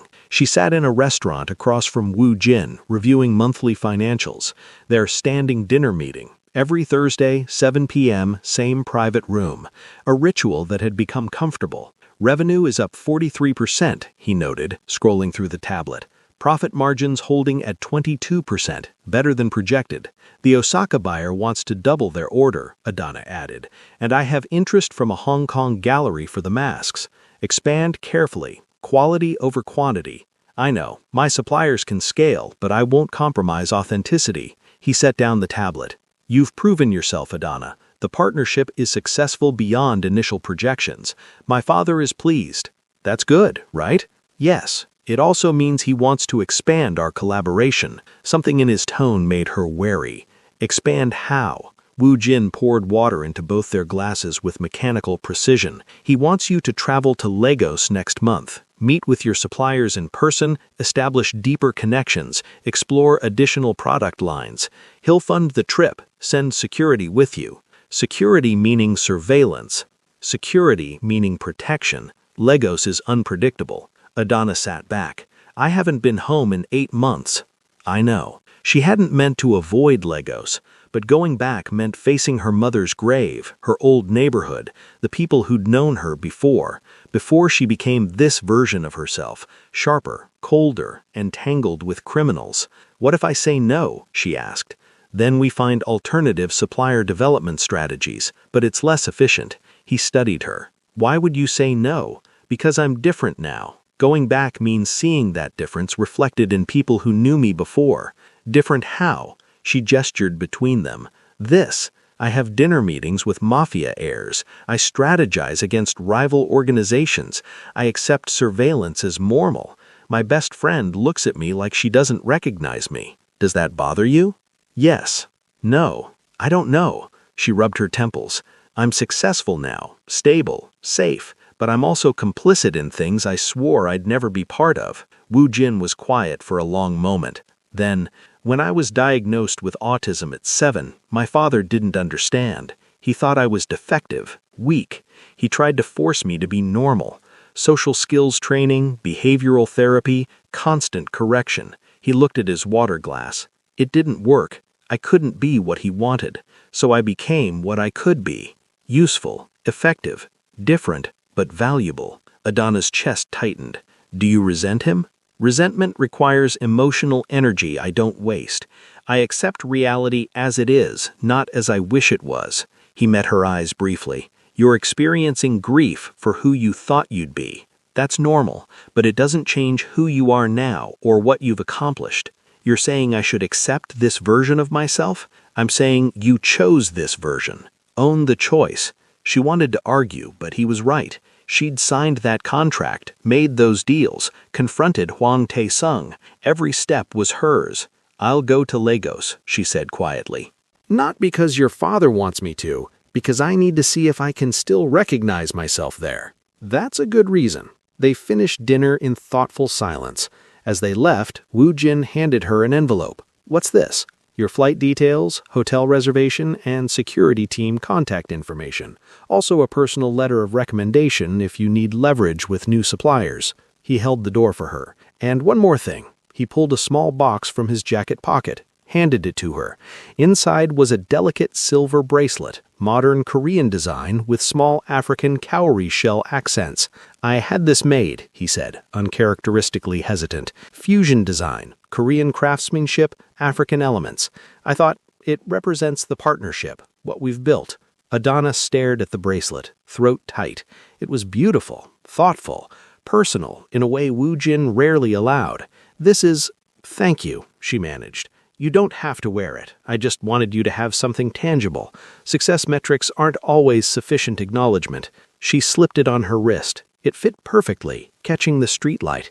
It's beautiful, Woo Jin. Functional and aesthetic. I researched extensively. She smiled despite the emotion welling up. Of course you did. In the car, she kept glancing at the bracelet. This strange man who calculated everything had researched jewelry, had considered her cultural background, had created something meaningful disguised as pragmatic. Why did you really give me this? She asked. Because you asked me to dance when no one else would. Because you've kept every agreement. Because... He paused, fingers tapping the steering wheel. Because I value our partnership beyond financial metrics. I wanted you to know that. That's the most emotional thing you've ever said to me. I know, it was difficult. You laughed, surprising herself. You're ridiculous. I'm precise. Same thing sometimes. When they reached her apartment, she'd moved out of the safe house into a nicer place 2 weeks ago, still Kang-funded, but feeling more like hers.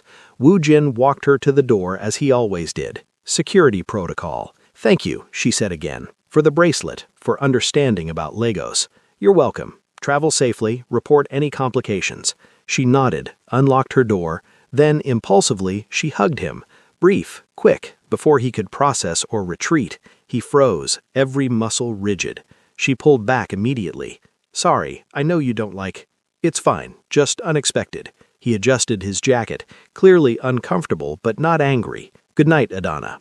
Good night. She watched him leave, feeling the ghost of that hug, his surprise, his rigidity, but also, maybe she imagined it, the split second before she pulled away when his hand almost moved toward her back. Progress, maybe, or wishful thinking. 2 weeks later, Adana landed in Lagos. The heat hit her like a wall. Familiar, suffocating, home. Murtala Muhammad International Airport was chaos incarnate, bodies pressing, voices shouting, the smell of sweat and jet fuel and street food. Her security team, 2 Korean men, silent and efficient, stayed close. They looked absurdly out of place, pale faces among Nigerians moving like water, flowing and unpredictable. Outside, Lagos sprawled in its magnificent disorder. Traffic clogged every artery. Donfos, yellow buses, honked aggressively. Street vendors hawked everything from phone chargers to roasted plantains. The city screamed with life. Adana felt something inside her crack open. This was home. Chaotic, beautiful, impossible home. Her hotel was in Victoria Island, luxury compound with walls and guards separating wealth from want. Her security team swept the room before leaving her alone. She stood at the window staring at Lagos's skyline. 8 months ago, she'd left this city desperate, drowning in failed dreams. Now she was back, funded by Korean criminals, successful beyond what she'd imagined. She touched the bracelet on her wrist. Fusion, collision, survival. The next morning, she visited her mother's grave, cemetery in Yaba, overcrowded and overgrown.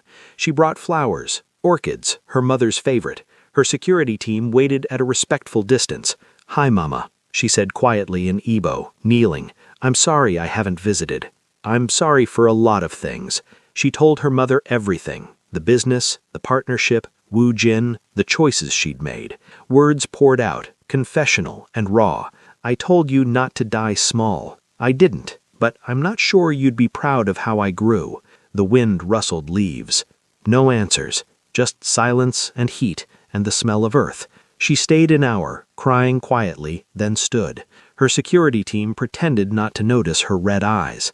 The supplier meetings were successful. 3 days of negotiations, factory visits, artisan workshops.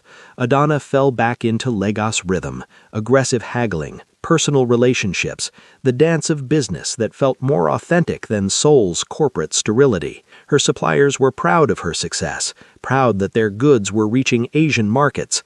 They toasted her with palm wine, fed her jollof rice and pepper soup, treated her like the success she'd become. But underneath, she felt the distance. They saw her success. They didn't see the cost. On her last night, she met an old friend from university, Chidima, who'd become a lawyer. They sat in a bar in Lekki, expensive cocktails between them. "You look different," Chidima said bluntly. "Harder. Success requires hardness." "Does it? Or did you just choose hard over soft?" Adona sipped her drink. "When did you become a philosopher?" "When my best friend disappeared to Korea and came back wearing designer clothes and evasion." Chidima leaned forward. "What's really going on, Adona? Who are these people you're working with? Business partners, investors, and the security team that watches you like you're under house arrest?" Adona's jaw tightened. "I'm not under arrest, I'm protected." "From what? From complications." "That's not an answer." Adana set down her glass carefully. "Chi, some questions are better unasked. And some friendships are better than secrets." They stared at each other. Finally, Adana spoke quietly. "I'm safe. I'm successful. I'm building something real. That has to be enough." Chidima's expression softened. "Just promise me you know what you're doing, and that you have a way out if you need one." "I promise." "Liar," a voice whispered in Adana's head. "There's no way out, not anymore." On the flight back to Seoul, Adana stared at the clouds. She'd gone to Lagos to see if she could recognize herself. She'd found pieces, her resilience, her business savvy, her cultural roots, but the whole picture was different now, refracted through choices she couldn't undo. Woojin met her at Incheon Airport personally. Unusual, he usually sent drivers. "Welcome back," he said, taking her suitcase. "You didn't have to come. I wanted to. Your trip reports were thorough, but I wanted to debrief in person." In the car, she told him about the suppliers, the new product lines, the expansion possibilities. Professional, efficient. Then, "I visited my mother's grave." His hands tensed slightly on the steering wheel. "How was that?" "Necessary, painful, clarifying. Did you find what you were looking for?" She looked at the bracelet on her wrist, then at him. "I found that I can't go back, only forward." "Is that acceptable to you?" "It has to be." They drove in silence for several miles. Then Woojin spoke quietly. "While you were gone, the Huang family made a move. They tried to sabotage one of our shipping routes. We countered, but it was close." Adana's stomach dropped. "Why didn't you tell me immediately?" "Because you needed to focus on Lagos. The situation is contained now." "Contained or escalating?" "Contained, for now." He glanced at her. "But things are shifting. The Huang family is getting aggressive. My father is considering more direct responses." "Meaning what?" "Meaning violence might become necessary. Meaning you need to decide how deep into this partnership you're willing to go." Adana stared at Seoul's lights spreading before them. She'd just left one home, was settling into another, but home came with costs. "How deep do you need me to go?" she asked. "That's your decision. I won't coerce. But you need an answer. Soon, yes." She thought of her mother's grave, her promise to not die small, the bracelet on her wrist representing fusion and choice. "I'm in," she said quietly. "Whatever comes next, I'm in." Woojin nodded once. "Okay. But Woojin, Yes? Don't protect me from information anymore. If things are dangerous, I need to know. I can't make good decisions without good data. Agreed. Full transparency going forward. Thank you. He pulled up to her apartment building. Before she could get out, he spoke again. I missed your presence while you were gone. The partnership felt unbalanced without you. Adana's breath caught. That's the second most emotional thing you've ever said to me. I know. I'm trying to improve at emotional communication. You seem to value it. She smiled. I do. And for the record, I missed you too. That's good. Reciprocal sentiment is efficient. She laughed, got out of the car. He waited until she was inside before driving away. In her apartment, she unpacked slowly. Lagos dirt on her shoes. Korean efficiency in her suitcase organization. Fusion. Collision. She was in deep now, no exit visible. But maybe, just maybe, she'd chosen the right depth to drown in or learn to swim. Time would tell which. The Huang family struck 3 days after Adana's return. Not with violence, with information. Adana was in her warehouse, training a new hire on inventory management, when Woo Jin called. Come to my office, now. It's urgent. She arrived 20 minutes later. Woo Jin's office was in a legitimate consulting firm building, his cover business. The space was minimalist, all glass and steel, overlooking Gangnam's business district. He wasn't alone. His father sat in the visitor's chair, expression dark. 2 other men stood by the windows, senior organization members. Sit, Kang Daijang said, not a request. Adana sat. Woo Jin stood behind his desk, posture rigid. The Huang family sent this to our business partners this morning. Daijang slid a folder across the desk. Adana opened it. Her stomach plummeted. Photos. Her in Lagos, visiting her mother's grave. Her at the supplier meetings. Her with Chidinma at the bar. And worse, documents. Her visa application, showing the business struggles that had made her vulnerable. Bank statements from before the Kang partnership, showing desperation. Immigration records, noting her visa's precarious status. The message was clear. Look how fragile she is. Look how easily she could be broken. They're trying to embarrass us, Daejong said coldly, suggesting we partnered with a desperate foreigner who'll betray us the moment someone offers her stability elsewhere. That's not true, Adana said, voice steadier than she felt. I know it's not true, but perception matters in our world. Our partners need to believe in our judgment. He leaned forward. This is a direct attack on our credibility. We need to respond. How? Adana asked. We destroy their credibility in return. We expose their vulnerabilities.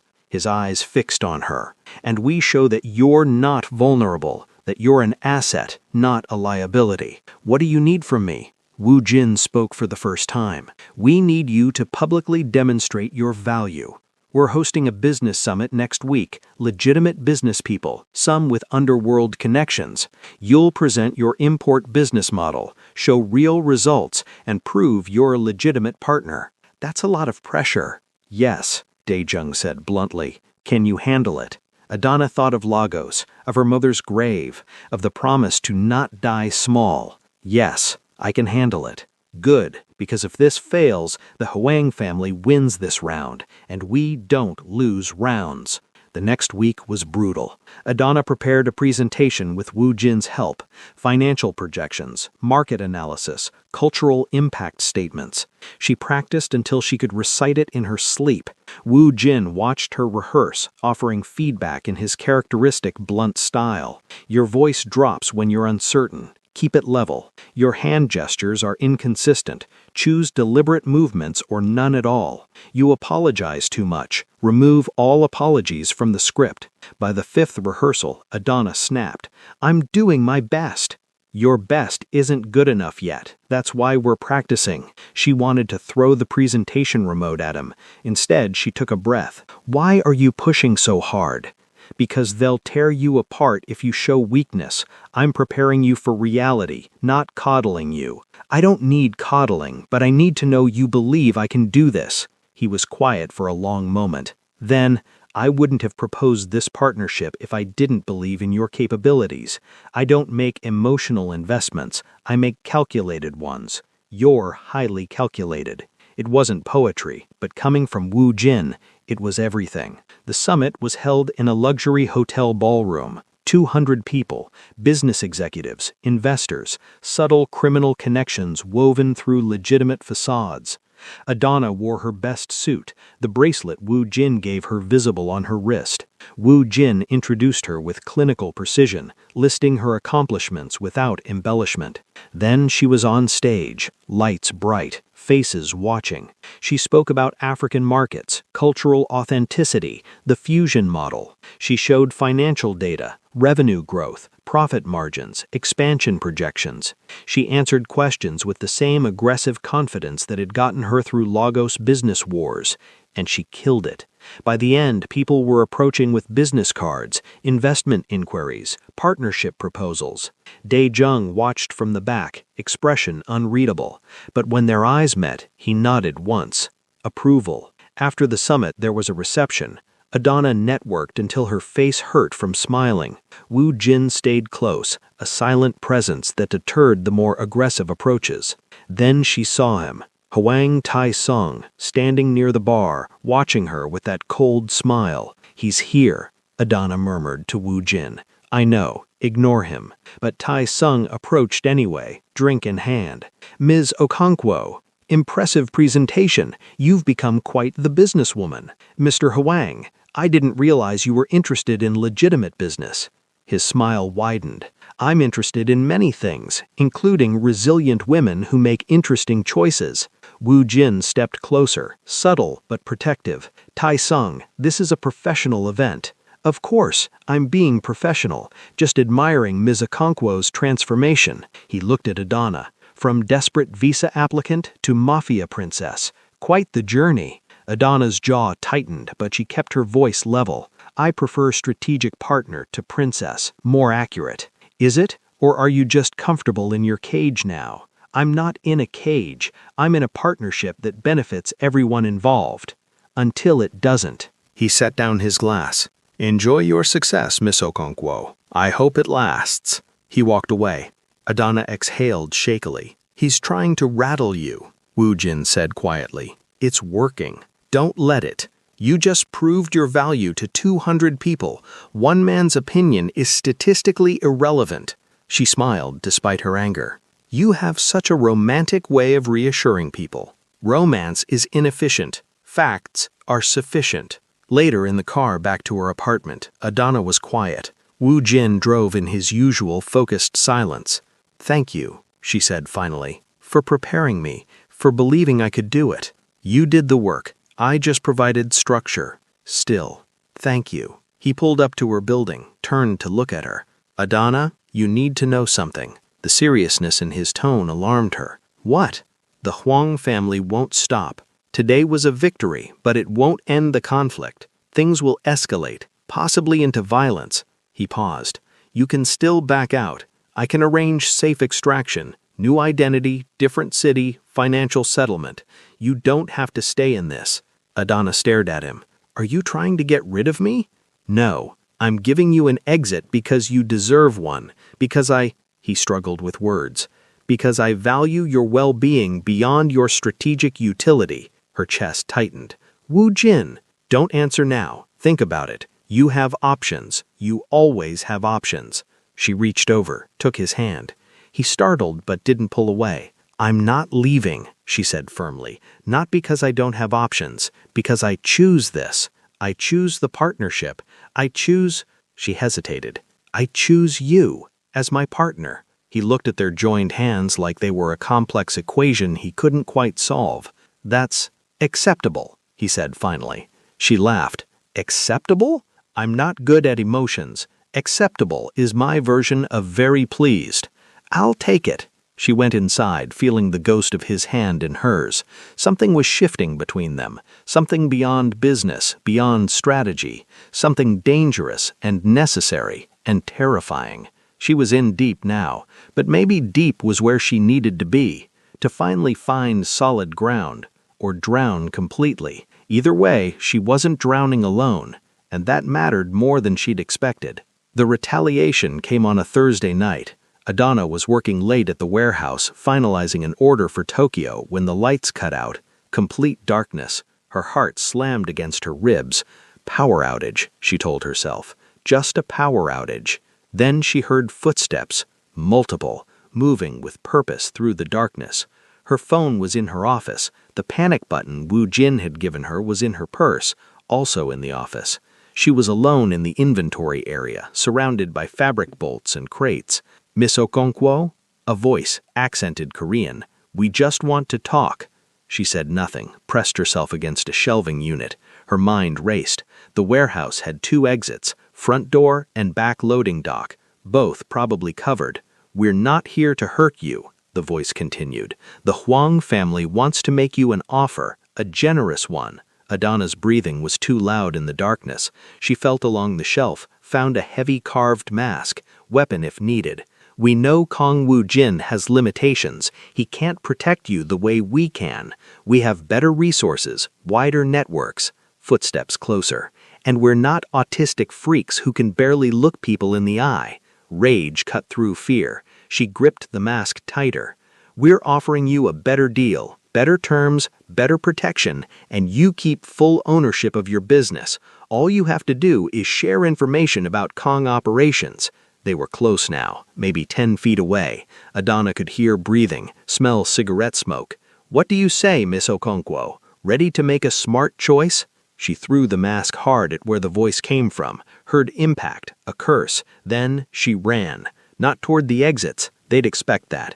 Toward her office, the panic button. She slammed the door, locked it, fumbled in darkness for her purse, found it, found the button, pressed it 3 times like Wu Jin had taught her. The office door shuddered. They were kicking it. Adana called Wu Jin. 1 ring, 2. "Adana," his voice, calm and focused. "Warehouse, intruders, Huang family. I pressed the button. Lock yourself in, barricade. Team is 8 minutes out. I'm 6. Background noise, car engine, acceleration. Stay on the line with me." The door shuddered again, wood cracking. "They're breaking in," she said, pushing her desk against the door. "I know. Keep talking to me. What did they want?" "Information. They offered me a deal. Better terms if I betray you." "And your response?" "I threw a ceremonial mask at them and ran." A sound that might have been a laugh. "That's my partner. Hold on, 5 minutes." The door splintered. Hands reached through, trying to unlock it. Adana backed against the far wall, grabbed scissors from her desk. Ridiculous weapon, but better than nothing. The door burst open. 3 men. She recognized one, had seen him with Wang Tae-sung. "That wasn't smart," he said in English.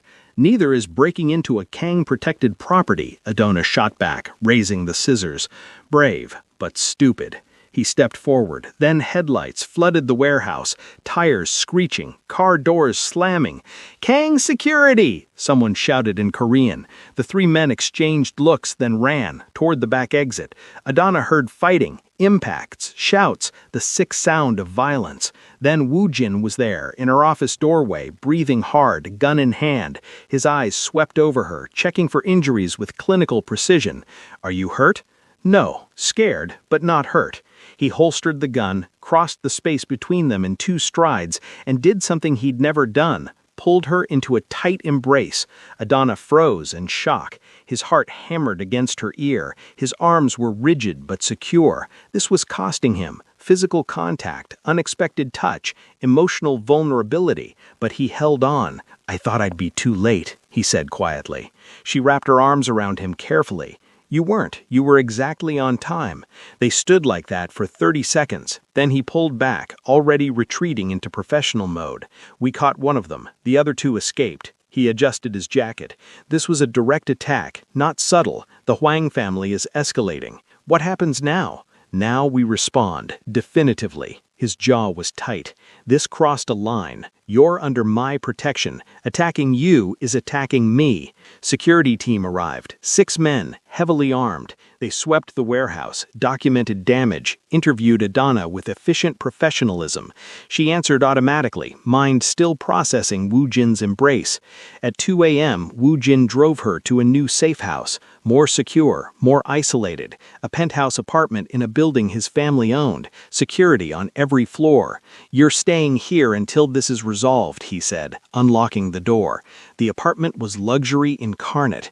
floor-to-ceiling windows, modern furniture, a kitchen that probably cost more than her first car. This is excessive. This is necessary. The Huang family knows your patterns now. We need to break those patterns. He set down her emergency bag. I'm staying too. Guest bedroom. Security protocol. Woojin, you don't have to. Yes, I do. They threatened you to get to me. That makes this personal. She'd never heard that edge in his voice. Cold fury, controlled but present. What are you planning? She asked. Tomorrow morning, I meet with my father and our strategists. We'll plan a response that makes it clear you're not a viable target. He walked to the windows, stared at Seoul's lights. The Huang family needs to understand that touching you has consequences they can't afford. Adana joined him at the window. I don't want people hurt because of me. People will be hurt because they made a strategic error. You're not responsible for their choices. That's cold logic. Logic is all I have. She studied his reflection in the glass. That's not true anymore. You hugged me. That wasn't logic. His shoulders tensed. That was temporary emotional dysregulation due to threat response. No, that was you caring. Admitting it is harder for you than the actual caring. He didn't respond. They stood in silence, side by side, watching the city breathe below them. I'm going to destroy them, Woojin said quietly. The Huang family, not just this attack, everything. Their shipping operations, their real estate holdings, their political connections. I'm going to dismantle them piece by piece. That's a big escalation. They escalated first. I'm finishing it. He turned to her. Is that acceptable to you? Full war? Adana thought of the men in her warehouse, the threats, the invasion of her space, the implication that she was weak, that Wu Jin was defective, that they could be broken.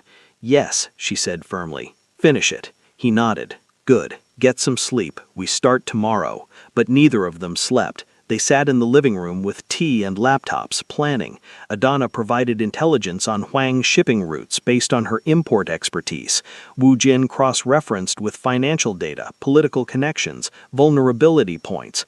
By dawn, they had a strategy, brutal, comprehensive, designed to cripple the Huang family's operations within 2 weeks. This will work, Wu Jin said, reviewing their plan. This will be war, Adana corrected. War is just business with higher stakes.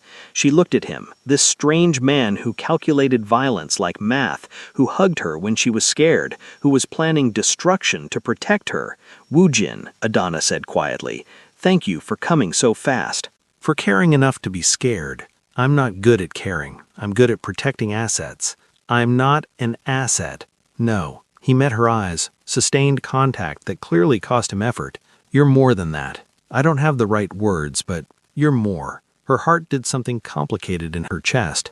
That's enough. More is enough. The sun rose over Seoul, painting the windows gold. They sat together, planning war, drinking cold tea, existing in a partnership that had become something neither could name. But whatever it was theirs, and they'd burn down anyone who threatened it. The war lasted 12 days. Day 1, anonymous tips to customs about 3 Huang shipping containers, seizures totaling 500 million won in smuggled goods. Day 2, financial audit leaked to media about Huang real estate companies' tax irregularities. Stock prices dropped 15%. Day 3, key Huang political ally arrested for corruption. Evidence mysteriously appeared in prosecutor's office. Day 4, Huang nightclub raided by police. Drugs found, licenses suspended. Adana watched it unfold from the penthouse, working her business remotely while Wu Jin orchestrated destruction. He moved between phone calls and laptop work with mechanical efficiency, dismantling an empire piece by piece. Don't you feel anything? She asked on day 5, watching him review financial reports on Huang company failures. Relief. Satisfaction. Those are feelings. What about guilt? Why would I feel guilty? They attacked you first. Because some of these consequences affect innocent people. Employees losing jobs. Families affected. He looked up from his laptop. Those employees chose to work for criminals. Those families benefited from illegal profits. There are no innocent bystanders in this world, Adana. Only people who haven't been caught yet. It was harsh, but maybe true. On day 7, Huang Dae-sung called Wu Jin directly. Adana heard one side of the conversation. Yes, I'm aware of your losses. No, I won't stop. Because you touched something that belongs to me. Miss Okonkwo is under my protection. That should have been clear. Yes, war is expensive. You should have considered that before invading her warehouse. I'm listening.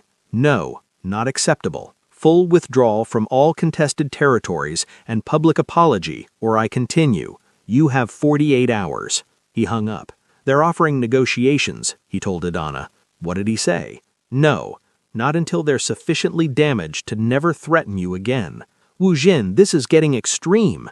They broke into your warehouse. They threatened you. They implied I'm defective and can't protect you. His voice was still flat, but fury burned underneath. This isn't about business anymore. This is about making a statement.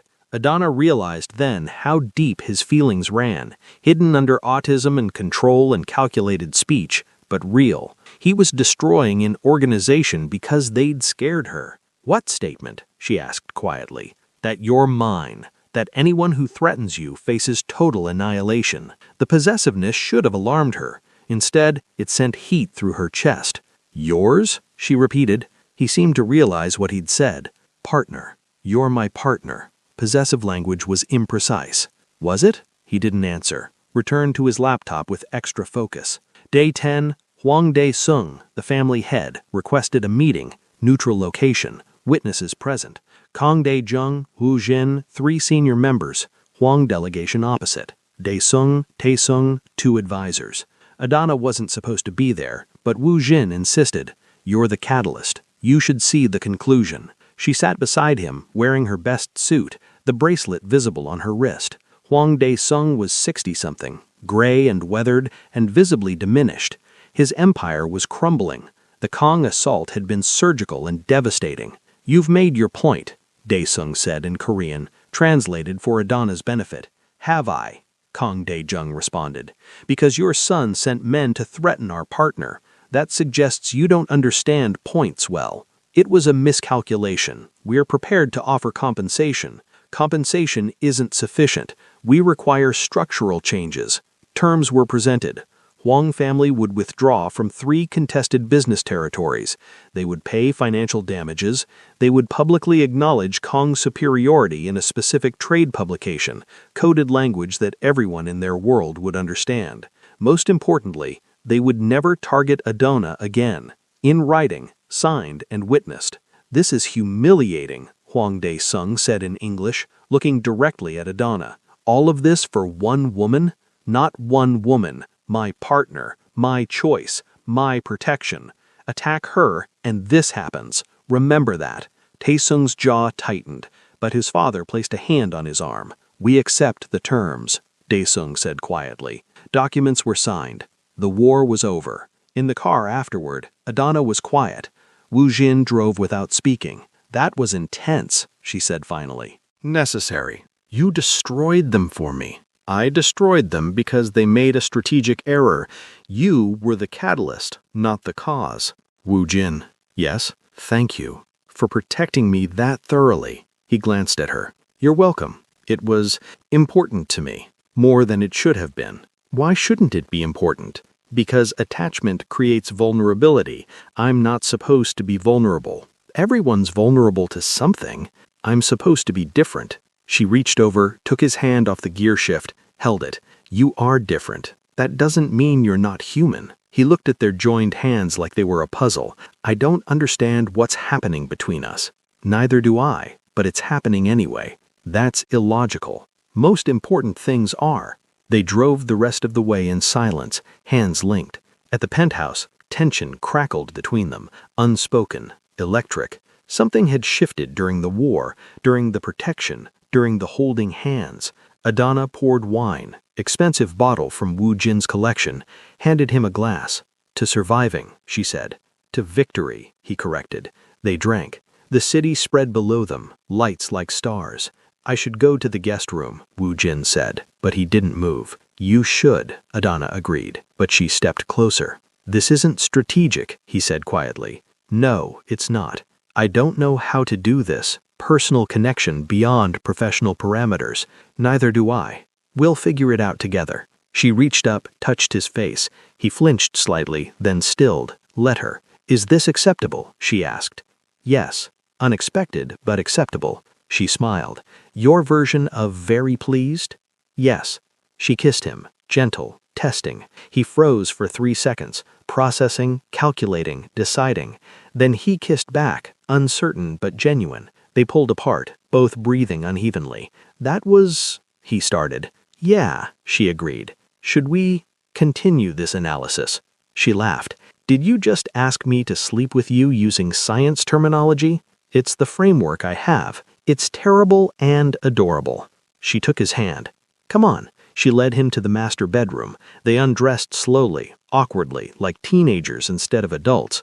Wu Jin's inexperience was obvious, but he was adaptable, learning her responses with the same focus he applied to everything. It wasn't poetic. It was fumbling and intense and real. Two people who'd built a partnership in chaos, finding connection in physical space. Afterward, lying in tangled sheets, Adana felt something click into place. Not love, too soon, too complicated, but partnership evolving into something deeper. That was satisfactory, Wu Jin said. She burst out laughing. Satisfactory? I don't have better vocabulary for this situation. Satisfactory is positive assessment. I'm going to teach you better vocabulary. Acceptable. She curled against him. He tensed, then relaxed incrementally, learning to allow closeness. Wu Jin, she said quietly, I have an idea. About the business, about expansion. Now, I know, but my brain works weird. It processes during intimacy. She sat up, suddenly energized. The war with Huang family, the way we dismantled their operations, it showed me something. What? Power isn't just about illegal operations. It's about controlling legitimate infrastructure. The Huang family fell because we targeted their legal businesses. Shipping, real estate, political connections.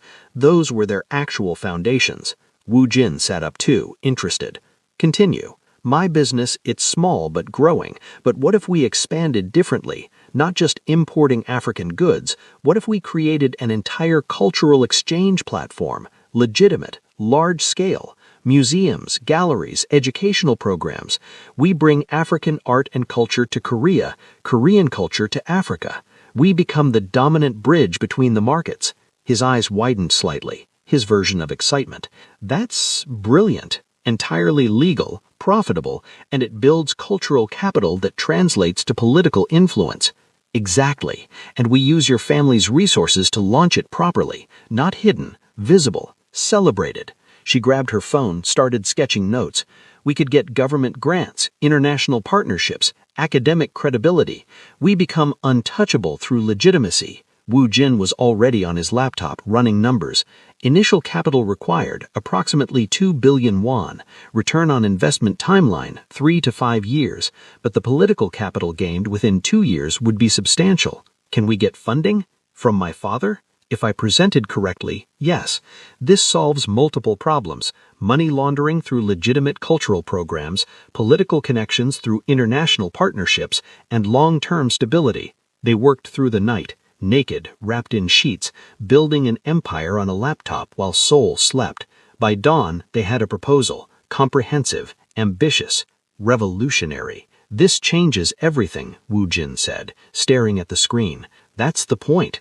We're not just surviving anymore. We're building something that matters. He looked at her, sustained eye contact, meaningful. You're remarkable, Adana. Your mind, your vision, your refusal to be small. Her throat tightened. That's the most emotional thing you've ever said to me. I know. I'm getting better at this. She kissed him. Yes, you are. Kang Dae-jung sat behind his desk, reading their proposal for the 3rd time. Adana and Wu Jin sat across from him, professional despite having spent the night in each other's arms. Dae-jung finally set down the document. This is ambitious. Yes, Wu Jin said. It's also smart. Legitimacy as power. I like it.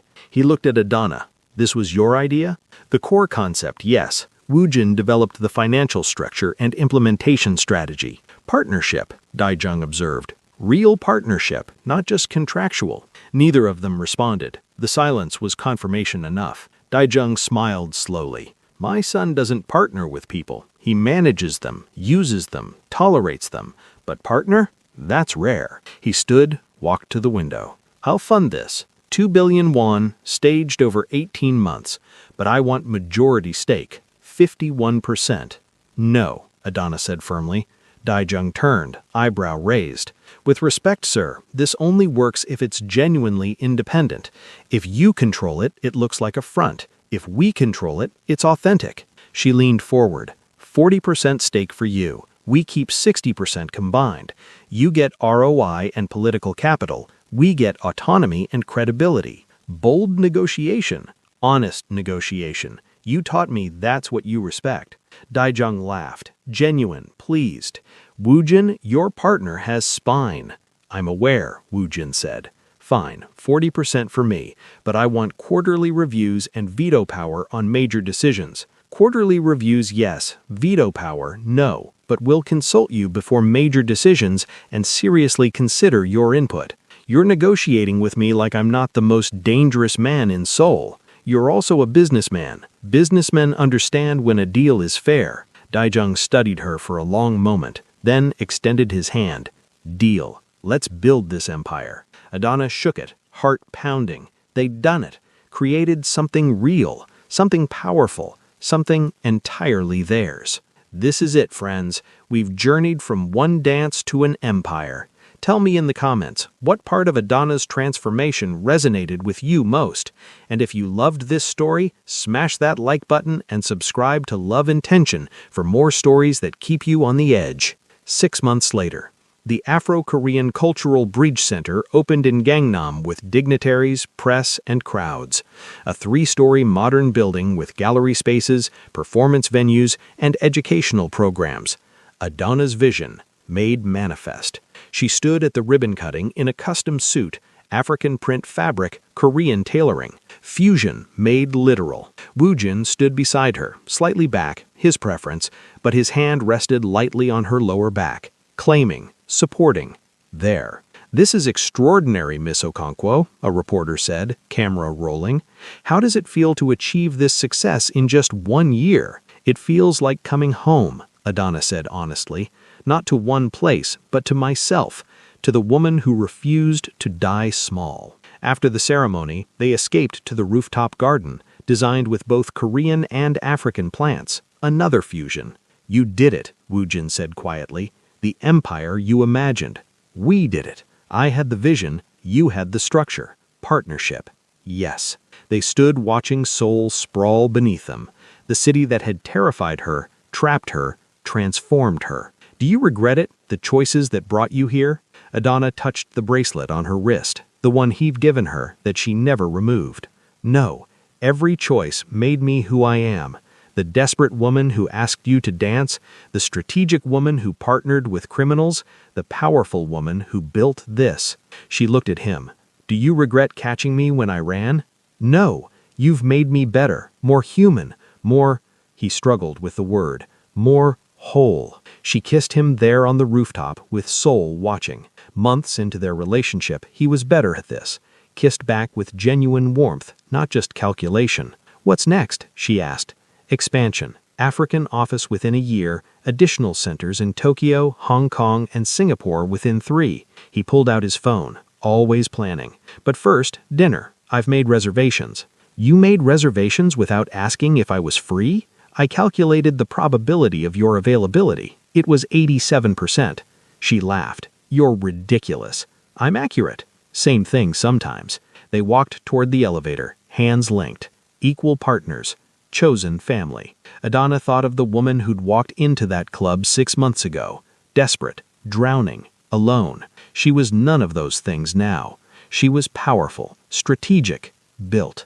And most importantly, she'd chosen it all. The dance, the partnership, the empire. Every step was hers. She refused to die small, and in refusing, she'd become exactly who she was meant to be. Not in spite of the danger, but because of it. Forged in fire, polished in chaos, powerful in choice.